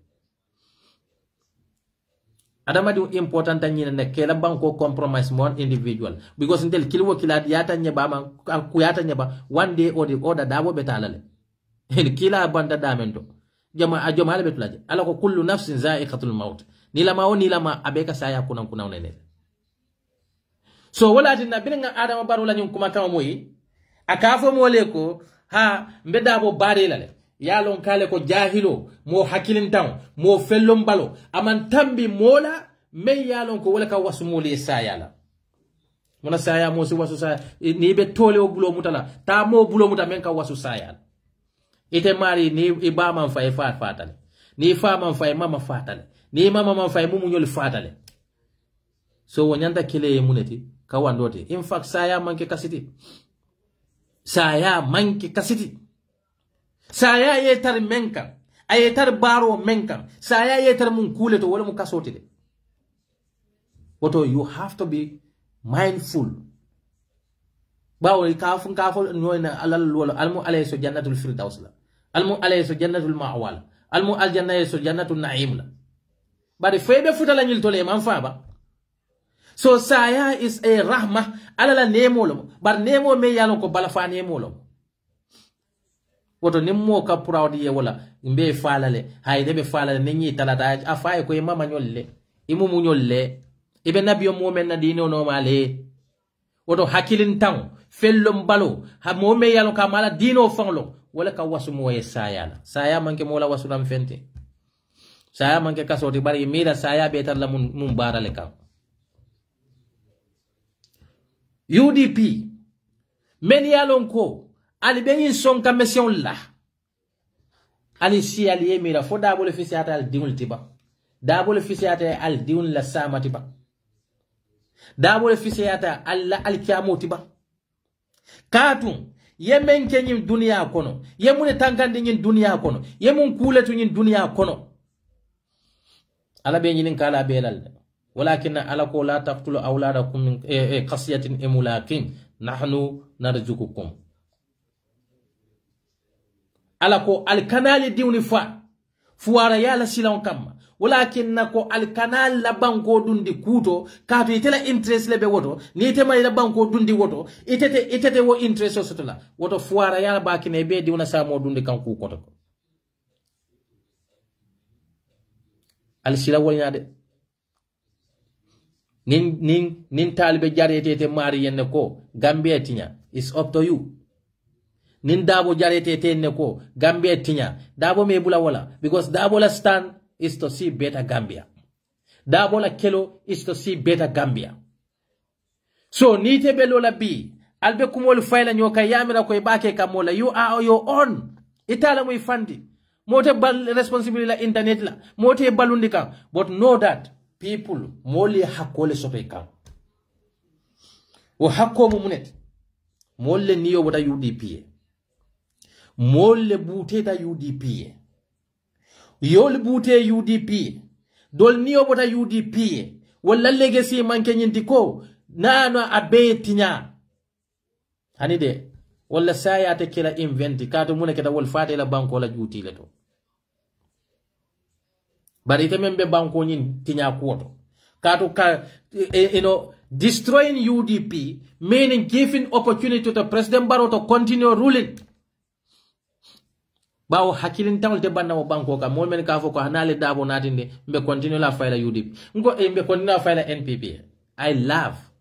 Nko afo kono to ni be falo nyininna. Tanyim bulo muta. Ni be kawye nyininna. Ala ka fo menna inna Allahu la yuhibbu kullu mukhtarin wa fakur. Malla fi kawye wala malla fi lana tambi mola. Ningaje mo kara foko nale dabo natinde mbe I don't believe this idea. Alinga mol I don't believe in nako kamo nyanyine. But do the right things. Benny menkeka, is it the right things? Benny menkeka, for Allah will please with me. That's the most important thing. But in Ninganyin Kembe Karnyol, you can never satisfy human beings. Ning Adamadu ye hate, you can never satisfy them. Anything you do in this life, there are somebody out there. May Allah they will against it, no matter how good it is. Anything you do in this world, there are someone there. He's going to defend you, no matter how bad it is. So, don't try to please your fellow human beings, but try to please the environment. Allah may alone kosama, Allah will be pleased with me. Many be cover. And then one thing, you dipin goal, alingang hakilotu. Surtula, ngamem fojan talbe, many alonka albe talbe support kalal hakilotu de. There are things ibake kan. Don't think that you are helping talbe. Because it could be like Yunis payment keka. Dobe jay talbe likely. But likely, nabe keka is likely forcing people. Anda abala kano gindila mol kono kana adamaduni provoke wala kana adamaduni provoke to the extent that making them angry imantari etebe momento imantaro perfect imantaro I told you Yunus, you are not helping Taliban, and any other person may alonko alba ko nyin fenkeka alkamol le kamfani Taliban kam. It is your right to say that Taliban will be our candidate. I personally Talbe is my choice, second choice, when there is no Dabo. When Dabo is not going to contest. But anybody, United Democratic Party Yoleta, don't think that I'm going to follow your individual interest. Because I'm not supporter, I'm not an individual supporter in UDP. No. Mola kuma mfutande woto. To destroy this party, no. Nsi mari kanu nyawnya, but ni UDP ko nyinem. Finish. Be your own candidate. That's up to you. But UDP menta, mbebula lo will noma, whether the person win or not, ninna boita, I will be still proud that na candidate o, nga bero fire ne, nga mol convince, ye bero fire na boita. That's all. Election is like that. Win or lose. Dunia, the entire life of this world is always about that. But if you be proud that nga kuwa memfasa ku kendolo hannim boita, wallahi billahi tallahi nabarajo be alayale. Because voting out President Barrow is a duty upon every Gambian. Mome yalon kay corruption legalized. Mome yalon kay labanko diuni. Ala jubede funding kyo memfata Gambia kono more than 200-300 funding kyo nyin sound kono. President Barrow never used opportunity to open his mouth in any rally. Kafu Gambia nolie. alinga duanyi talale na funding kyo meni yalonko. They don't have opportunity here because of lack of the opportunity. Wala kinanga nyim banko bula. But you know what happened? Tunisiano meni yalonko ibal di uni faka ila banko ka. Tunisiano meni yalonko ibal di uni bute ke ila banko ka. Tunisiano meni yalonko ikal di uni baila leptano kono. President Barrow condolence letter ki wala mo saifo mo tanne fata hijotoba. Akaka condolence ki wale. While that the same Tunis authorities, they are killing your own fellow citizen. He never opened his mouth and talk about it. Nkale ko mansa kurum bale bulde. President Barrow is there for the donors. Donors president olamu. But Gambia di ula president because he is not standing for Gambians. Imagine, itela banku di funding kyo sama alifal, ila regularness. Atul meni katara bulokos la president Barrow. Atul musolu, atul balo, atul sungutol meni yaloko sama al bewulula. Alal fanyinin kanyin. President Barrow ne la minister man fundi kalo, kanyitandi molla ko. Nina mu job tinga men create funding kyole. This is the 2% or 3% employment that we have created. Inenda folali. How many percentage of employment or how many percent of unemployment, they will never talk about it. Need lota daoda usendabo tenem. Usenda because ikajele ko wale kadiali. Ite muso me yalon ko kata tiunte wulute ye diun kulu. E diun mente ye ko be ka sita na fama. Wo manna na fasa to banko kan. Ite ka don mansa no mai wale nyanta ku create la way. Wo kallo ite la ka fo usendabo tenem na fata le mbeta bari le kabulo ko siay. Adamadi sifa la muitet. When was last time President Barrow lo kafo ko nganying employment create ja. President Barrow la minister teje men kan lo kafo ko 3%, 4%, 5% employment ngole create ja. They will never tell you. Bakar baji anene aka media fengele ba. Tangara nene buka si ka media face ka nyitandi la ko ngani mole help nyi Gambia diun men be batare nyana nyi mo nangam tele la ko initiate ke bonne nyi bata ko never face the media. Bari ndesan mo kalante mo men yalon ko NPP supporta so le 4 diam la media kono. Adama Barrow mol fon employ no. Ala nyi media diamu lali. Bira ala bambole memba. Talibo konjira nyole ba. Lamil Touré nyole ba. Ay jomale employ. Modi sabale me yalon ko akatele mu penti. He became a boy now, running after the president's convoy. Yeah, President Barrow, yeah, President Barrow. Is that not a shame? A former finance minister. A ministry ekonyari lep fadene kita permanent secretary I don't know anene kita munet. Ekole ne haftani ndi nje borla Adama Barrow na la moto no ma kongo no ma komenko e be muna fola komenko almudun diuni ye moto tiyoje abe ala sa kodo dile abe borle no. Is that not a disgrace? Is that not a disgrace? United Democratic Party na tele Gambia no liamira ko alla bero fay Barrow meni ka foko nin loya dabo lota mbe bero dila Adamalla. Who cares? Billahi wallahi talan ko fo mole. Who cares? Fatel le bal bukate la wolle tano. Ndel nal la musole be bukata wolle la bol. Nal be bukata marse kilonet. So what do you think that I don't even know. Some of you, how did you think? If UDP bring this, we are going to vote for this. And who care? Father Aliamira Konali Bero Five Barrow, it's only affecting United Democratic Party. Think about the young peoples and the summer future leaders. How many of them are dying in the desert? Because there are lack of opportunity in the country. But you want to continue vote for the president, Mayalonko, he have no direction, he cannot create any employment, he don't know anything, he legalize the corruption, drug is pandemic in our country. Who cares? Who cares? Nadiate. Ala faye fali balete wo banko kam bali beje. Ali fali beje mfali beje. Na musoli beje alla musoli beje. Atele kata sandula planet masle. Ale Jupiter kon. Ale hospital lo jatele kata damet. So UDP ngol wala kata ndemban clinic. Wala kata Royal Victoria Hospital. Ite men kawo nyama ato kumofo. Ite men ka was Sunday me futa bali akumofo. Take a minute and go to the Banjul hospital and see it by yourself. Go to the Demban clinic and see the condition there. And you ask them who are the UDP supporters. Or you go to Banjul hospital, your patient who are the UDP supporters. Whether anybody will care about you.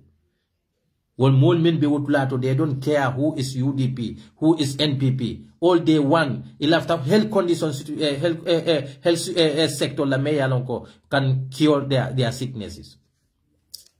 But al nyaba la minister la, ebe dunda million motol la. Alla leptanol to dinding dena anol ka incubator, dena ne fula ka incubator kinu use. You are okay with that? Alla leptanol to ordinary oxygen o kadasaje. You are okay with that? Allah leptano Allah musolbe fakan level because there are lack of equipment there. You are okay with that? Then you must be a heartless human being. You have no benefit. You have no interest for any society. But most people don't deserve to live in civilized society. And unfortunately,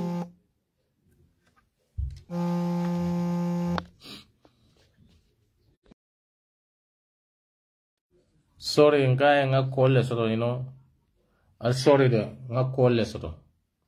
Anyway, me fo kandro wala muko.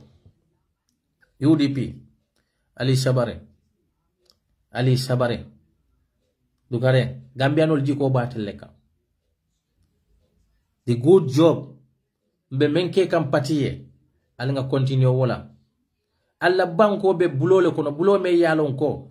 They care less about the affair of the country.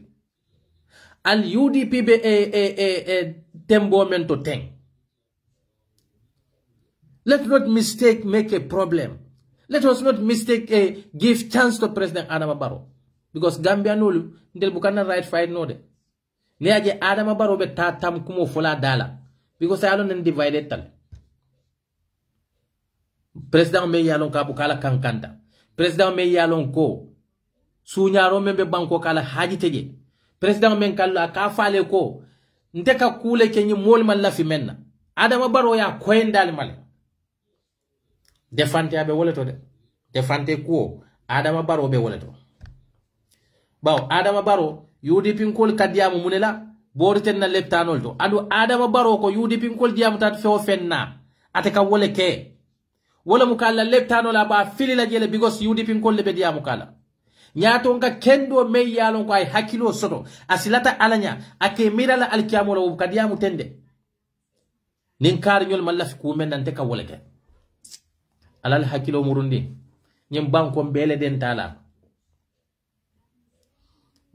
fondinke o men be vacancy lo ka manke UDP kol dambande mude fondinke jolle be Gambia kono men yalo ko de graduate from universities wala ati nankale ko atol men yalo kal diwni be university to Gambia alfalu men yalo kal yal diwni samba university it momo le mude e diwni be university Gambia university akoy ko atabe Adama Barrow la university student wins le kono idimu bonde karam mutata kutu tela wallahi billahi tallahi idimu bondi wobekela Gambia kasara lalati sama momo le mude itemu university student nolati ite koy ka joni NPP student win la wo banko ka wo president ay corruption legalizing ay drug legalizing Gambia kono funding kiol be fakan duma siloka there are lack of opportunity no job creation for the youth and say the youth so you hard to join and defend that political party until you call yourself university student win of NPP. Shame on you. Adu alfa le dimu beje idimu bondi je katata kututela sama wolle kake nyi sumbaluti ne positional dealer mo me yalon ko banko be nyi situation mento ite ko mu student nolati ite mu university graduate student nolati ite mu university graduate student nolati ite be karanka Gambia university le do ite other cities so ka fo mo le kon temu NPP la student win lete ninte diwne beje mbe bondi lalda kato ngalo ne ete kututele ete barakala fana andu ite hard soto la ete bala faso la Gambia diwnede the most wicked people in university be nalbe tombonna NPP la university student be lam because anybody with your 5 common sense president memmano amanke a corruption atela hajo menti don kuma do na kabada kon Wo president men kallo ka banko diwni nene. Minister kallo ka banko diwni nene. Advisor kallo ka banko diwni nene. They care less rule of the law. Ito ko be university le ka wo mo sifal support. What kind of human being are you?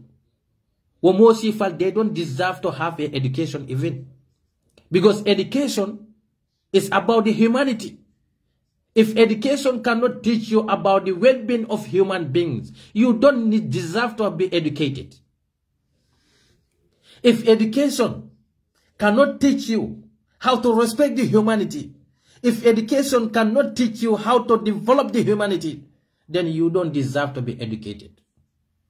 Yaji hanikila alaka ko iqra bi ishma rabbika alladhi kalak kalaka al insana min alak ikra wa rabbuka al akram. Nina mutonyat niaje kila ko talabul ilmu faridatu ala kulli muslim wal muslimat. Nina mutonyat munatina akila ko londo nyini farla yata misilme ke woni misilme muso be kan bar londo me yalon ko ete londo nyini la londo me nafa fe nafoka mul kasara o londi sifa haramu tal niaje ko jama'atal abdu qada amalu kullu illa salasa nin adama di ufata la baro be kunduta fo bara saba wo bara sabol ko nabe wol kono al ilmu allazi muntafi an nas londo me yalon ko abe molu nafal bar londo me yalon ko ate mo nafala foka mol tora wo londo is null and avoid. Comme 𝒒𝒐𝒊𝒏 la londo be nyam Ismaila Cissé la londo be nyam Ismaila Cissé became misinformation minister ka wuliyata ka dada because of their personal selfish interests. Londi tiyo ka sacrifice le aliyama jomale nyim pleno dada mole nyim pleno dada. The person sacrificed his life to go up to test the plane for the well-being of the other human beings. Mole men kanyim medicine dada. Someone sacrificed to test this medicine for the well-being of the people. Mole motol dada duntani motol kono ke test because they want the well-being of another their fellow human beings. But you are educated and you became a psychopath for your personal interest, for the detriment of the poor people. You are educated.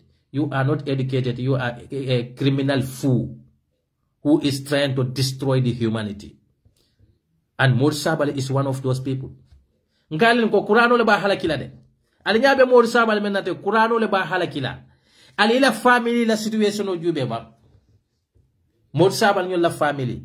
Malo idun tada mendo. Malo e mistake. Where do they make? I don't know where they come. I don't know whom do they offended. But almu alen badi muslim obe tanka kanyim family sifa soto. Wallahi kila imen fo sallallahu alaihi wasallam ijalam stashtai faashna ma shay'ata wala mu adama di unabu kamalaka kule bara men diata 𝒒𝒐𝒊𝒏 la family wallahi mbedu wala suto nin tilo Gambia muno fana kankoto ala kana musu bendi nyim dimbaya sifa fe dimba me yalon ko maloteje dimba me yalon ko ete kankantala dimba me yalon ko horomate bala o family sifa almu alembe tanka sotoma mbedu wala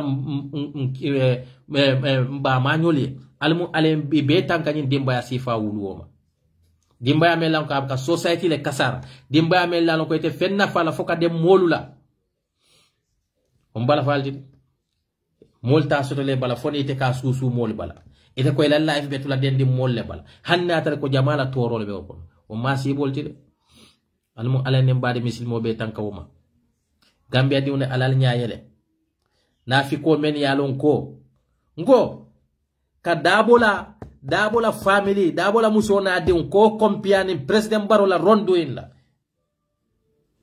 It's a madness, dishonesty, liars, heartless people will do that. A president of the nation should be a role model. It's a supreme leader of the nation. Only useless society will compare that with the daughter of the opposition. Nte ko men fele na believe menti ngawo fole ando ngafo audio tele and hanisni mango hide ando te malaka wo fofana ngo luato dabo man fenke. I don't even think moli be mune kela kadabo diwta kawoke kuoto while dabo diun fututale. Only useless father me yalonko ite ba fola ko be responsibility le diun la kuola diun me yalon ka fututa di muso me yalon ka fututa is in her marital house. Yeah, dabo diun fututale. Fenda fututal. Fenda na kelem. Fenda manta dabo la under control again. Fenda ke. Andu alma jam falala. Ning ala sita ma ning ala sita fenda ma alma jam falala kanna be so simana jadage ebe joma la nyinin kala foy ka falala fama nati ya nyinin ka nga nyinin ka ngama akela yam foy ko la nyinin mo men fututa say menke why punishing dabo based on that? And then my stand is that ni land isula wala mo ko legality dabo la mo le man fenke. But one thing we should understand is that nintemu fendati, I will return this land. Billahi, wallahi tallahi. Many ka fo fendai ko kana return. Almantara ma ko ikam. Fenda will help a lot of people. I can be a witness for that. Fenda man for land la. Fenda have resources to buy a land for her own. Buy her own. Ye adamadi wuje. Na be try ka ke trap ke to nondi ebe ko bele nyinin na eba na kile bala nyamen na. You can never satisfy human beings, but do the right things. Ndesi men fono fenda nin telemati mbeni lan murundi lale alay menke alhamdulillah imam fodula la kaste imam fodula la be la dame public property I Essa Jawla don't need it. Billahi wallahi tallahi mbenyum fola jang nkalita ala subhanahu wa ta'ala ni yen so kordala bi konye mu government na property le man la fiala ngalon modol ba fola ko because he madiala. But what I believe is that korda kilu membe mbulu alhamdulillah ngasoton tarolla sama motelo la nye kafon diwe ko e fama ngani ay nyilane mansale landial oto ndiwo silo le sama afo ko ndiwo si proud le anywhere kanida ni mola amfa ya tarole using kula. But I don't want public property. And Fenda, you don't need public property. That is the truth. Many bafula ko you have right. Tonya ye right sotole. Gambia di una muit. But public property. Ku jamale banya to de. Amanke dunia dambandi de. Alkiyama dambanda mude. Alkiyama bejele. Because adamadi hani fon ye film mensure tarola. You are going to be accountable for it. Kato alako innal mawta alladhi tafirruna minhum fa innahu mulaqikum summa turaduna ila alimul ghaib wash-shahada fayunabbi'ukum bima kuntum ta'maluna. Alkane mira dunia dambanna de. Hey, ñin lan men yalon ko bebe o ko payrenten. Korda tanne be mbulu korda lu lebe mbulu korda sabe korda killing hannin korda kemele be mbulu killing ibela la wala kon. Wo korda killing ko ne bun tanne loje bun killing ibela no la wokon. Wo bun killing ko no laran killing ibela no la wala kon. Ñin dunia de la banna. Alako fama mata'u wa ma utitu min shay'in fa mata'ul hayati dunya wa zinatuha. Wa ma inda Allahi khairun wa abqa. Nga few fendite adama diuna ñin dunia kono jang alon ko ñin dunia bal wolomu anin dunia ñarandiri fioni bari mira bang korda sabale bembul korda nan lebebul your fellow neighbors are there, they don't have place to sleep. I'm so nim fenda ñin korda ta ayadi modol nobody will complain about it. Fenda and not believe to. Because in the form of Valentine, keta sedo te Mexican sedo te. Bring a donation of the mus engine musin diwe. Mbeba you left anoto. Nga muso tarje bad condition abolokon. Mfundi tanga donation of dani. Nyimfenda $7,000 is ayole donate le. Wana nyon dolo alemel al mamelo. So wo passing on man for korda sona. What mbemen dani la fenda bulu with a respect ko kono. Ani anti-mind dur. Mafoko 30 good years imu civil servants leti. But alhamdulillah imam fo pala so lebe sitela dame. Ngoy ko ñin dunia natale akuyata ñat yata ñembe ñin dunia bulalale. korda tay yole soto korda mo yole soto ba whatsoever e fa ona kodo si korda sanno ala bare madama dula be buli bestela dame kulla dula soto alinga ala tentu mo jolle balla sorande na la sopota sul kono alla family kono men yalon ko man dula so de be la da ila right lam banku diwna muyti ya right so de korda soto legally ya follow legal wele la but do you need public property e ke malam loya usen daboti wallahi ha man fo kordal andu man duwa fanan ite fo dulala ala kana wo condition nati ba usin tema me yalon ko ba fala anti mayam duru fela bi afala fo akata fo fanalti no let us take ali nganna muli yamare ali nganna leader sol yamare no human is perfect ada madin tege même perfect public property ni koy ko nyem mum man sala fioneti ni bata lay hakilo tude e bata la mun silale kan did you need it are you in condition to have it e mira wala de sisla ngo njay mane sisla njay mane ngo sisla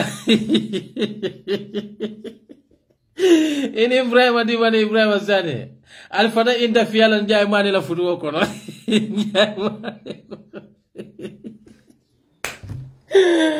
njay mane ko atelle mane hali de mate woti nyare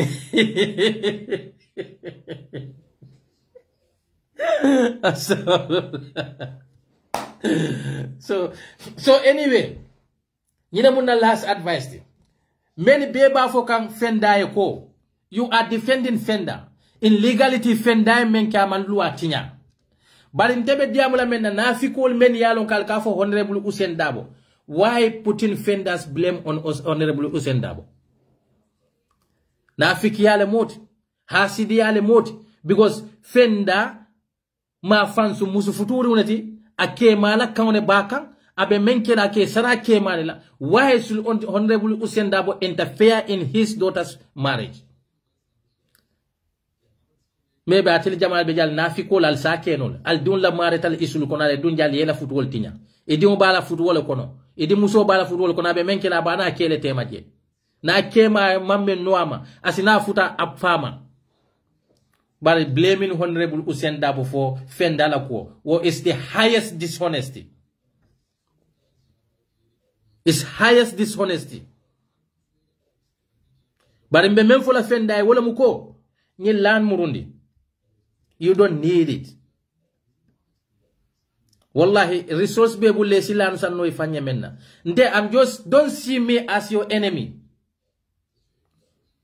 Because munekeda we have teachers many alonko more than 30 years in civil servants. Ntel fon la suwo kono ngamolo me yalo ko 30 good years abe na wekle. Ani sabe salne cabinet la kona na adin nani. Anala muso salne cabinet. Those are the people deserve such kind of lands. Fenda ila makamo tambita nyin nalefa.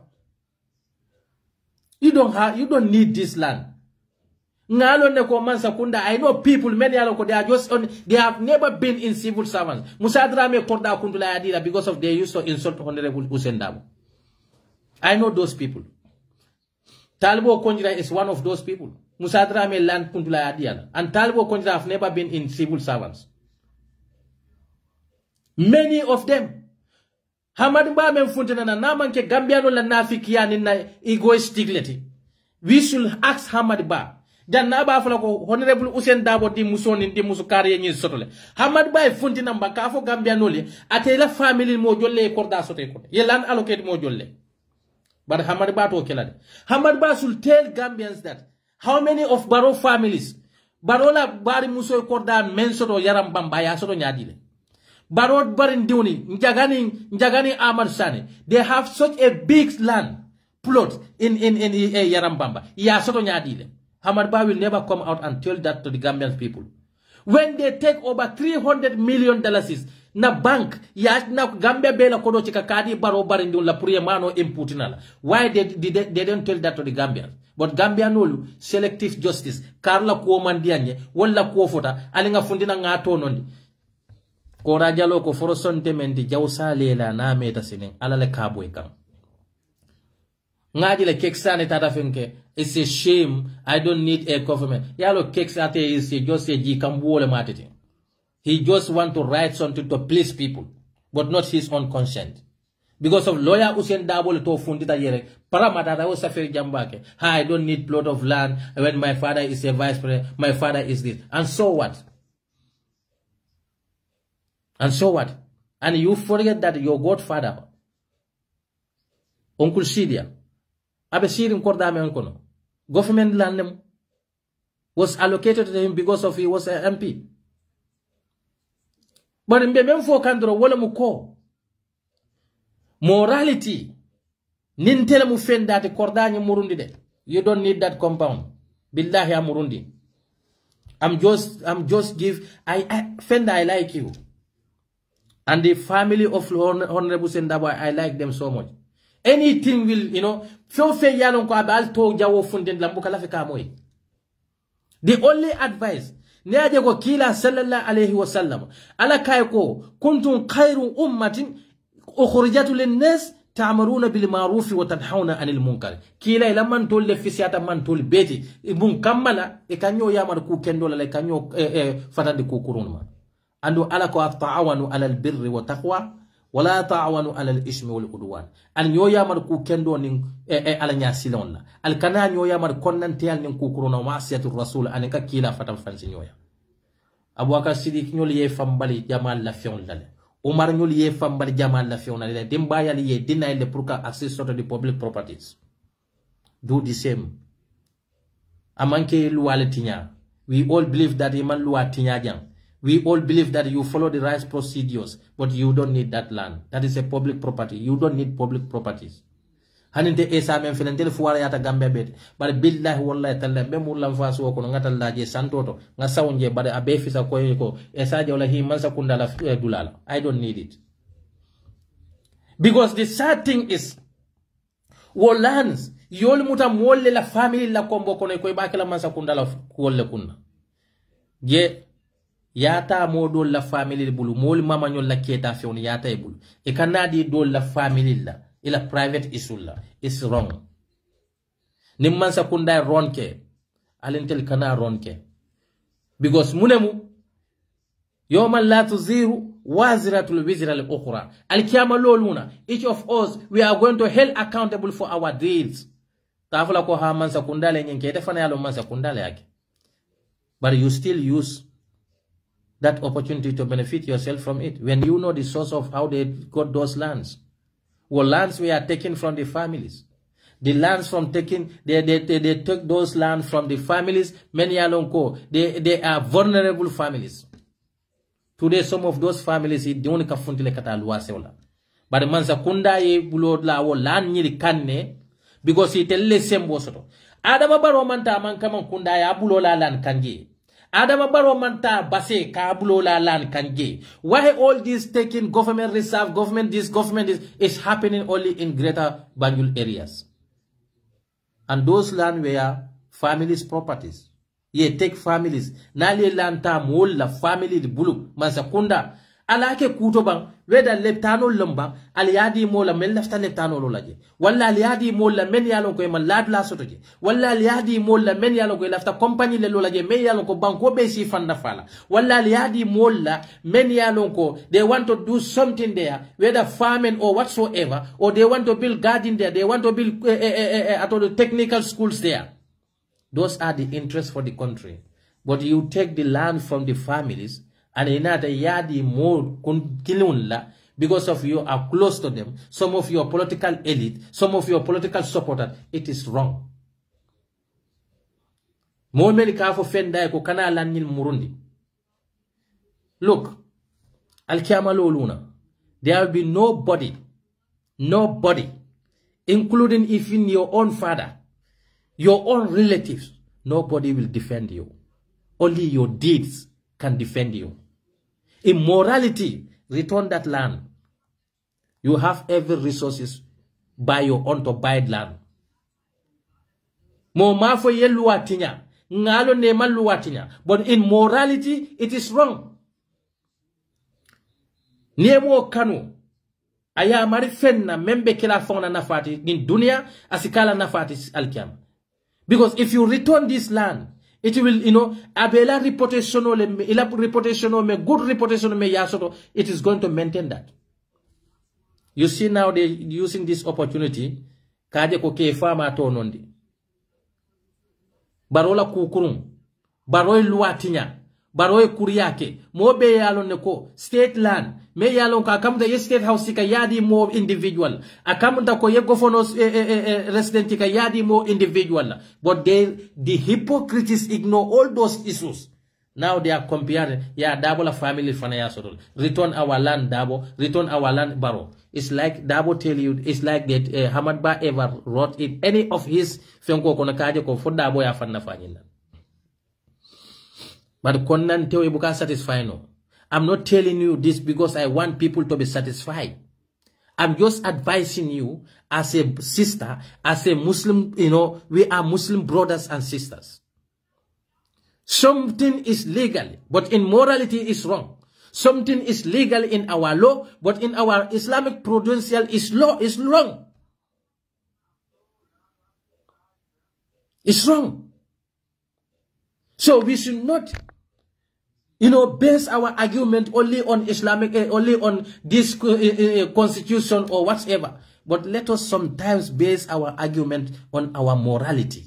You can't be a proper Muslim without respecting the morality. More Islam is about the morality. Walakin nako Islam ko nyanta na kawni bu nyalale. Ala ko Allah hidol mbali nyinin kala bela killing. What someone who or somebody out there telling you that, hey, you follow the right procedure, that is not about the right procedures. It's about the morality here. Something is illegal. In Jaman Janto, ke wudeya ne musudeya. It's legal lemu. But will I be a ke wude because of it's legal? And I forget about my religious? Forget about my morality? The dignity, the society I live? Because of it is legal in German here. No. Chakaya is legal in German here. You can go and register as a job to be a prostitute. You can go and register to be a registered prostitute and you will be paying your tax. But how many of our sisters here, many along koibe German janto, ekata doku nyinuna, don't they know that prostitution is illegal here? Why they don't do it? They should do it because of it's legal. But why they don't do it? Because morality, religiously, dignity is wrong. So when we are doing something, we should not only consider the legality of that things, but consider the morality and dignity. Is very important. I am just advising you as a sister. Fenda, please return that land. I'm just begging you in the name of God. And save your reputation. You and your husband, you can buy a house anywhere you want. You don't need public property. You know why German Jando Model Bejek, they don't want to take the social money. Social money is here. Some people, they don't go to work. They depend on social money. But there are many, mass majority, they don't need social money. Because they are pride. They are pride. Let us follow our pride in a good direction. Something is legal, in morally is wrong, in religious is wrong. So this land issue, that is my take there. Many along can be fend albafo can fend. You follow the right procedure, take the land. Stop it. Please. Let us help our people when they are wrong. Wrong is not always that. Wrong is not based, or right is not based only on legality. The man-made law can sometimes contradict your religious. can sometimes contradict your morality, can sometimes contradict your dignity. The society you live in can sometimes contradict their movement. That's the law. Not every law can be justified by our actions. If you love Fenda, Anti-Maimunandu, wallahi, we don't want to hear your bad names. We don't want to see people use this nonsense land propaganda on you people. You have did a lot for this country. Because your husband have been struggling for many years. What your family spend to see Gambia is safe from the dictatorship is more than the land you are allocated to. Nibo lands the highest maybe 750,000. Lawyer da boy ala side ala profession for dambang. Wo Mome yalonko aka millions jo sound kono 1 million akajo or 200,000 300,000 akajo na moti sound kono. Only stupid person will accuse that person kafoko aba fan nafakan banko la fionela. We should be thankful to our people. But Gambia muna problem oti. We are so atodo yamano ka for naive. We don't appreciate the people. Many alonko is sacrificed tanye. Walakin na alakan na society nying halaki. Accident be siaring, courant be siaring, bata be siaring because of our actions. We don't want to appreciate the good deeds of the people. In fact, na mo kendul men yalon ko kelo kenye ngolle ton bi keke monstati moli nyakoto mo kurun men nyande kala monstati mbolle celebrate kambi Sidin Jai and his kind Fabakar Tombonjatas. These are the people today we tolerate them. These are the people today we celebrating them. And then we turn the people to be a monster. We call the people as monster, those who were there for us yesterday. O society better no la nyadile. Anti-Maimunandur, you don't need that land. Idune beja, idune kadiamu, Essa. Dari yale ngabena kino kong mambutu tu dila. Mul kata dabo yale kino kong e mambutu tu diala. If those people want to accuse you for corruption, take that land back. Wallahi billahi tallahi. Wallahi yamune la fayla dignity ka. You already have dignity. And I know you ko menke hana manke dunia adam mande alabe jola la alkiyama. Do you need that land? Imira ba wol lana imune natin di yela life kono. Tafas, you have place to stay. Ni state la ko lo mol spe findra si so land for la même manke state properties. But you don't need it. Fenda, you have enough resources to buy land by your own. Return this land. Argument ye bang. Let the hypocrites continue do their hypocrites. Because nafiko wale jawiyata fiombeti. Alako innal munafiqina humul qadibun. Nafiko lbemu faniya folaleti. Eka tonyata kake faniyati. Eka faniyata kake tonyati. Imagine media men yalonko alaka fo men yastaruna alhayat ad-dunya bil akhirati. Men yela alkiyamo ila lakira yawa fi dunya la fatu network. Imagine tel starta ha dabo fon ye 5 le apply ha pro kamol nyinandi ko adama baro luwale tinya nyile mo kurun leti society kono nyile manke society la well being nyile be fansun kelol lela muso men yalon ko mena football fon mutano real boyfriends, ordinary boyfriend, they cannot keep it for themselves. Ila family li fon meda dano iteliama kodole mukuo beti innama amwalukum wa auladukum fitna inna fulo mu fitino dambanati yin dunya do moro dambannam bari yana fulo soto nyaadile wallahi billahi tallahi ala be konti bola nyinnal. We value the people, many alon ko they are valueless. Unfortunate work those lamilin jay young boy many alon ko dunya tanna wulolo maybe lindiya yabe ke struggle leti ye fanje dro abwakar jawara nyoli sang. They want to fight the people. Many alon ko britel ma wul be ake kan Gambia dunya. They think that they can destroy those people because they have media. If you have media, but someone there have a God, Allah kala jong protect. Ni aje fatu network ba fenkela jabole ni apply fenkote fatu network mo fatu network be jele because media ni ya sanne momen sonta Gambia diun be laari leptano to imam boro soto momen sonta Gambia diun be kumbo kan nawek la kola electricity water shortage tata na sandol geoman soto momen ka son ka wona mu jola la million ta 4-5 million na killing kabona bu jola la kodoto pour ate si mansa kunda to betandi muna monyan na manke Gambia la Gambia yati monyanta wol dankulal bote ni society tinyata nyine kake mo kunta won mo furu mo kuruni nka wolle ta ke celebrate fole tal kan Gambia fole tal kan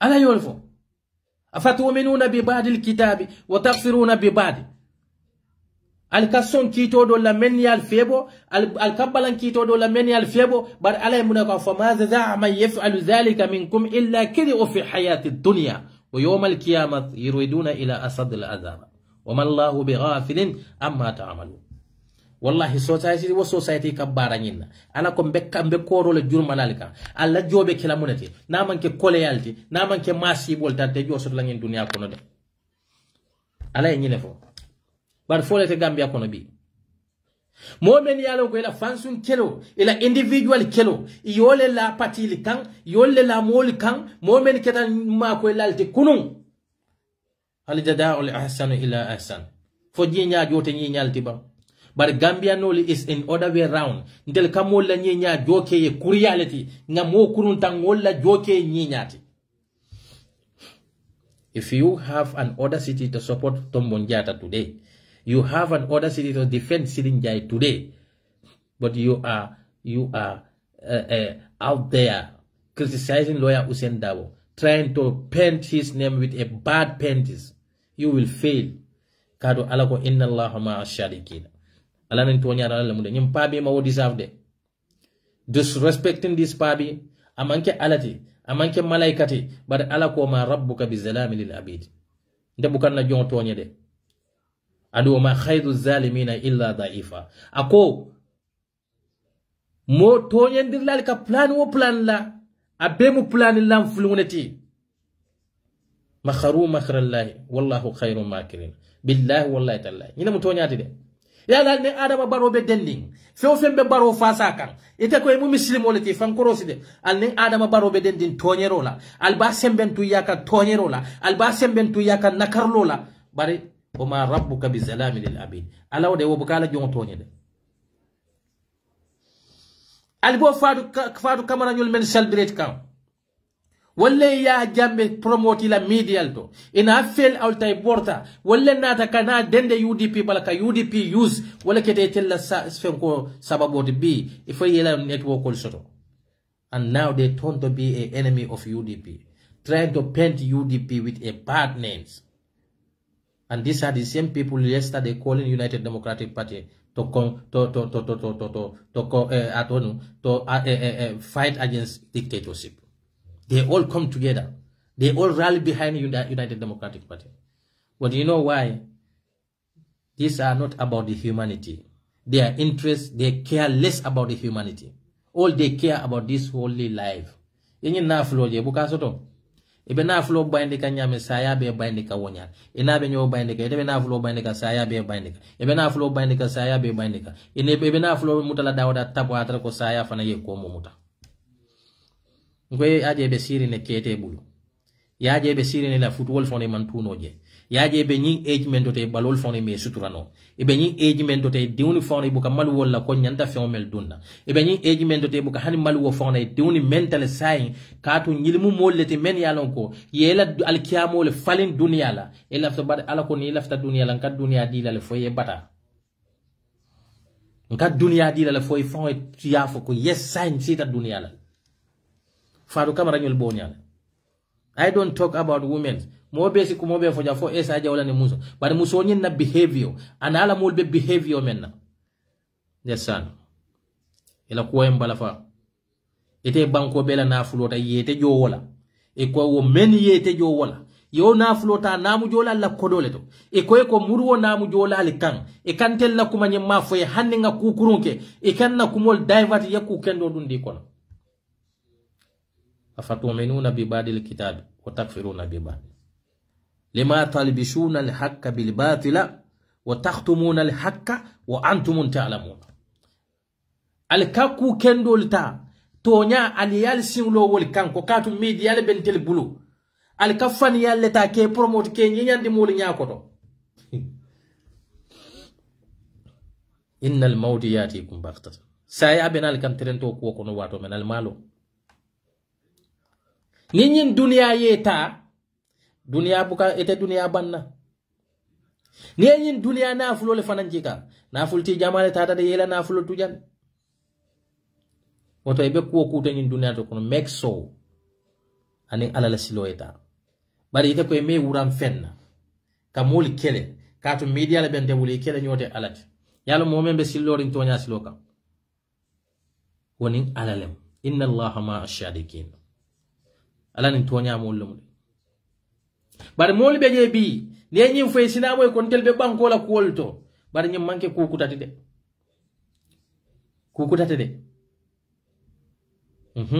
ala ka fo ne wiza kila hani kila la taymuna sallallahu alaihi wasallam mol be je men yalla ko nafi kollo muyti kukuruni kolle yele mandi keke ku kendol keke mol nyakoto kukurunti kamo kendol ke mo jawulti ye to bele la kila la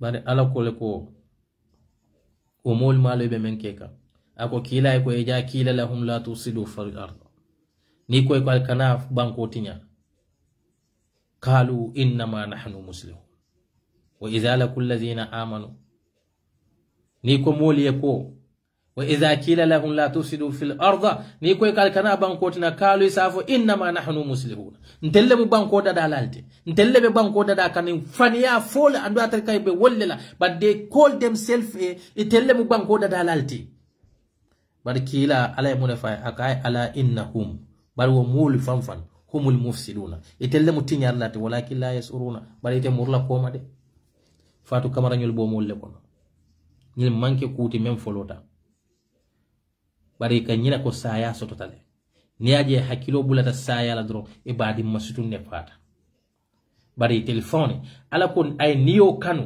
niyo me yalon ko every second akas abe ko ku kala do na hakilo bulata saya la ki jo safara ni mo ala la kaluna mollati katu la woki ja faro nyi menke fatandi wala be fatandi la ku kuruma katu e kama be ngani menke tende askeno sanfon saya nanka walakin na modol beje wato wati hakilo ta kala lo do sayal kan tak dol beje samu da sa ta sa de ala nya sila ne be bala bare ali bulaye dunia kika ali bulaye dunia promote ali bulaye fania promote ko ka modol le tinya ala ma moment tinya ite po tinya no la lumen na itel balon na ko dunia manke nyindo batalla islete bedan nale janne fenda anti maymuna ndur ngal dane ala nyim public property murundi you don't need it men ka mo ma faye luatinya bar morality be diam ka wala albe position men alhamdulillah ale men ke gambia wala siada nyin korda sonti ale time me west gambia wala siada nyin korda sonti but nafikol will never appreciate you return it home ital tinya no la nyin korda kota kina yal tinya nyin korda la kota kina yal jutundi e moli jutundalla mo kuruni bol jutundalla ban mo kendo li tol jutundalla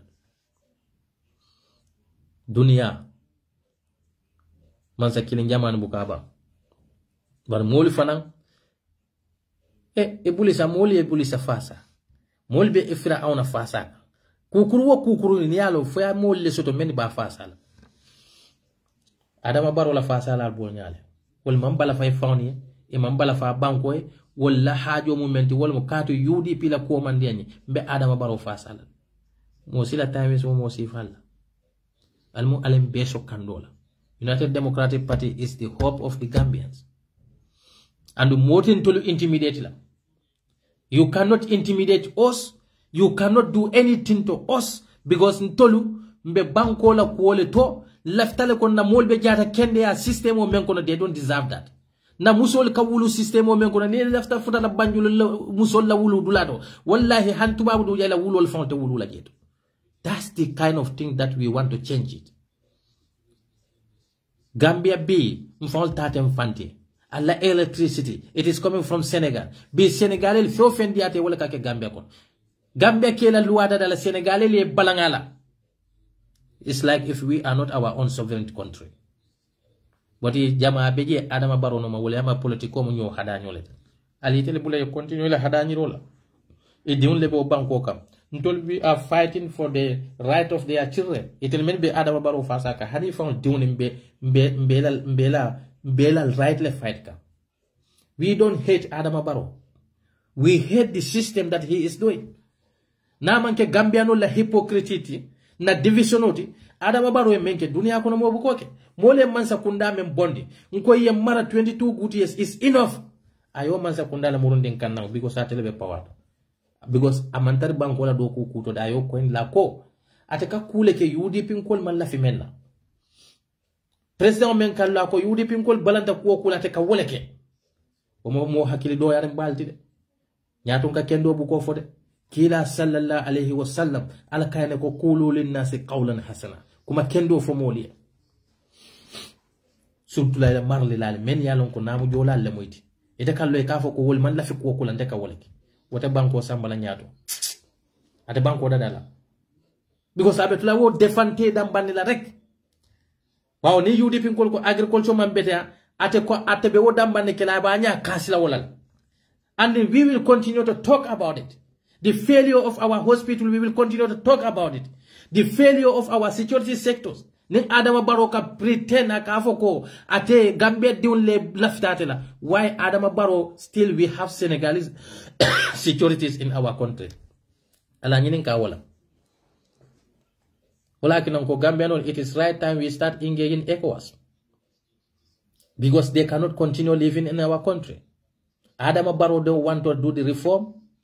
And then he want to, he wants Senegalese military to continue staying in the Gambia. ECOWAS cannot continue staying in the Gambia. Because that is destroying the reputation of our country. Nemo laftana la saka international investors. They want to lafta company lola Gambia kon. It ada internet na security yube. They have foreign security in their country. Their security is not in their own hand. Munebekela. They will not come there. So ngalbe kondo. Comrade UDPN. Mbafulal be assalamu alaikum. I love you all. Alenga nyin dia mission bantema. Gambia need us today more than before. Na afiko leben kono. Men yalon ko ebe ndamba le suksuka. Dol ba fola na le talbe tan te ba fayla ne they are lying. Ibe fani yalla ta fayla li. Billahi wallahi tallahi. Men ka fale ko na le talbe tan te ba fayla. They will never vote it for you. They just want to see our division. To weak us. Because your enemy will never like you. Men ka fwe ko. Ninta nale talbeta. Mba file alien. Why they went against Talbe during the mayoral election. Most of them who are saying this, they campaign against Talbe Bensouda. But Francel Colatet, Aling use.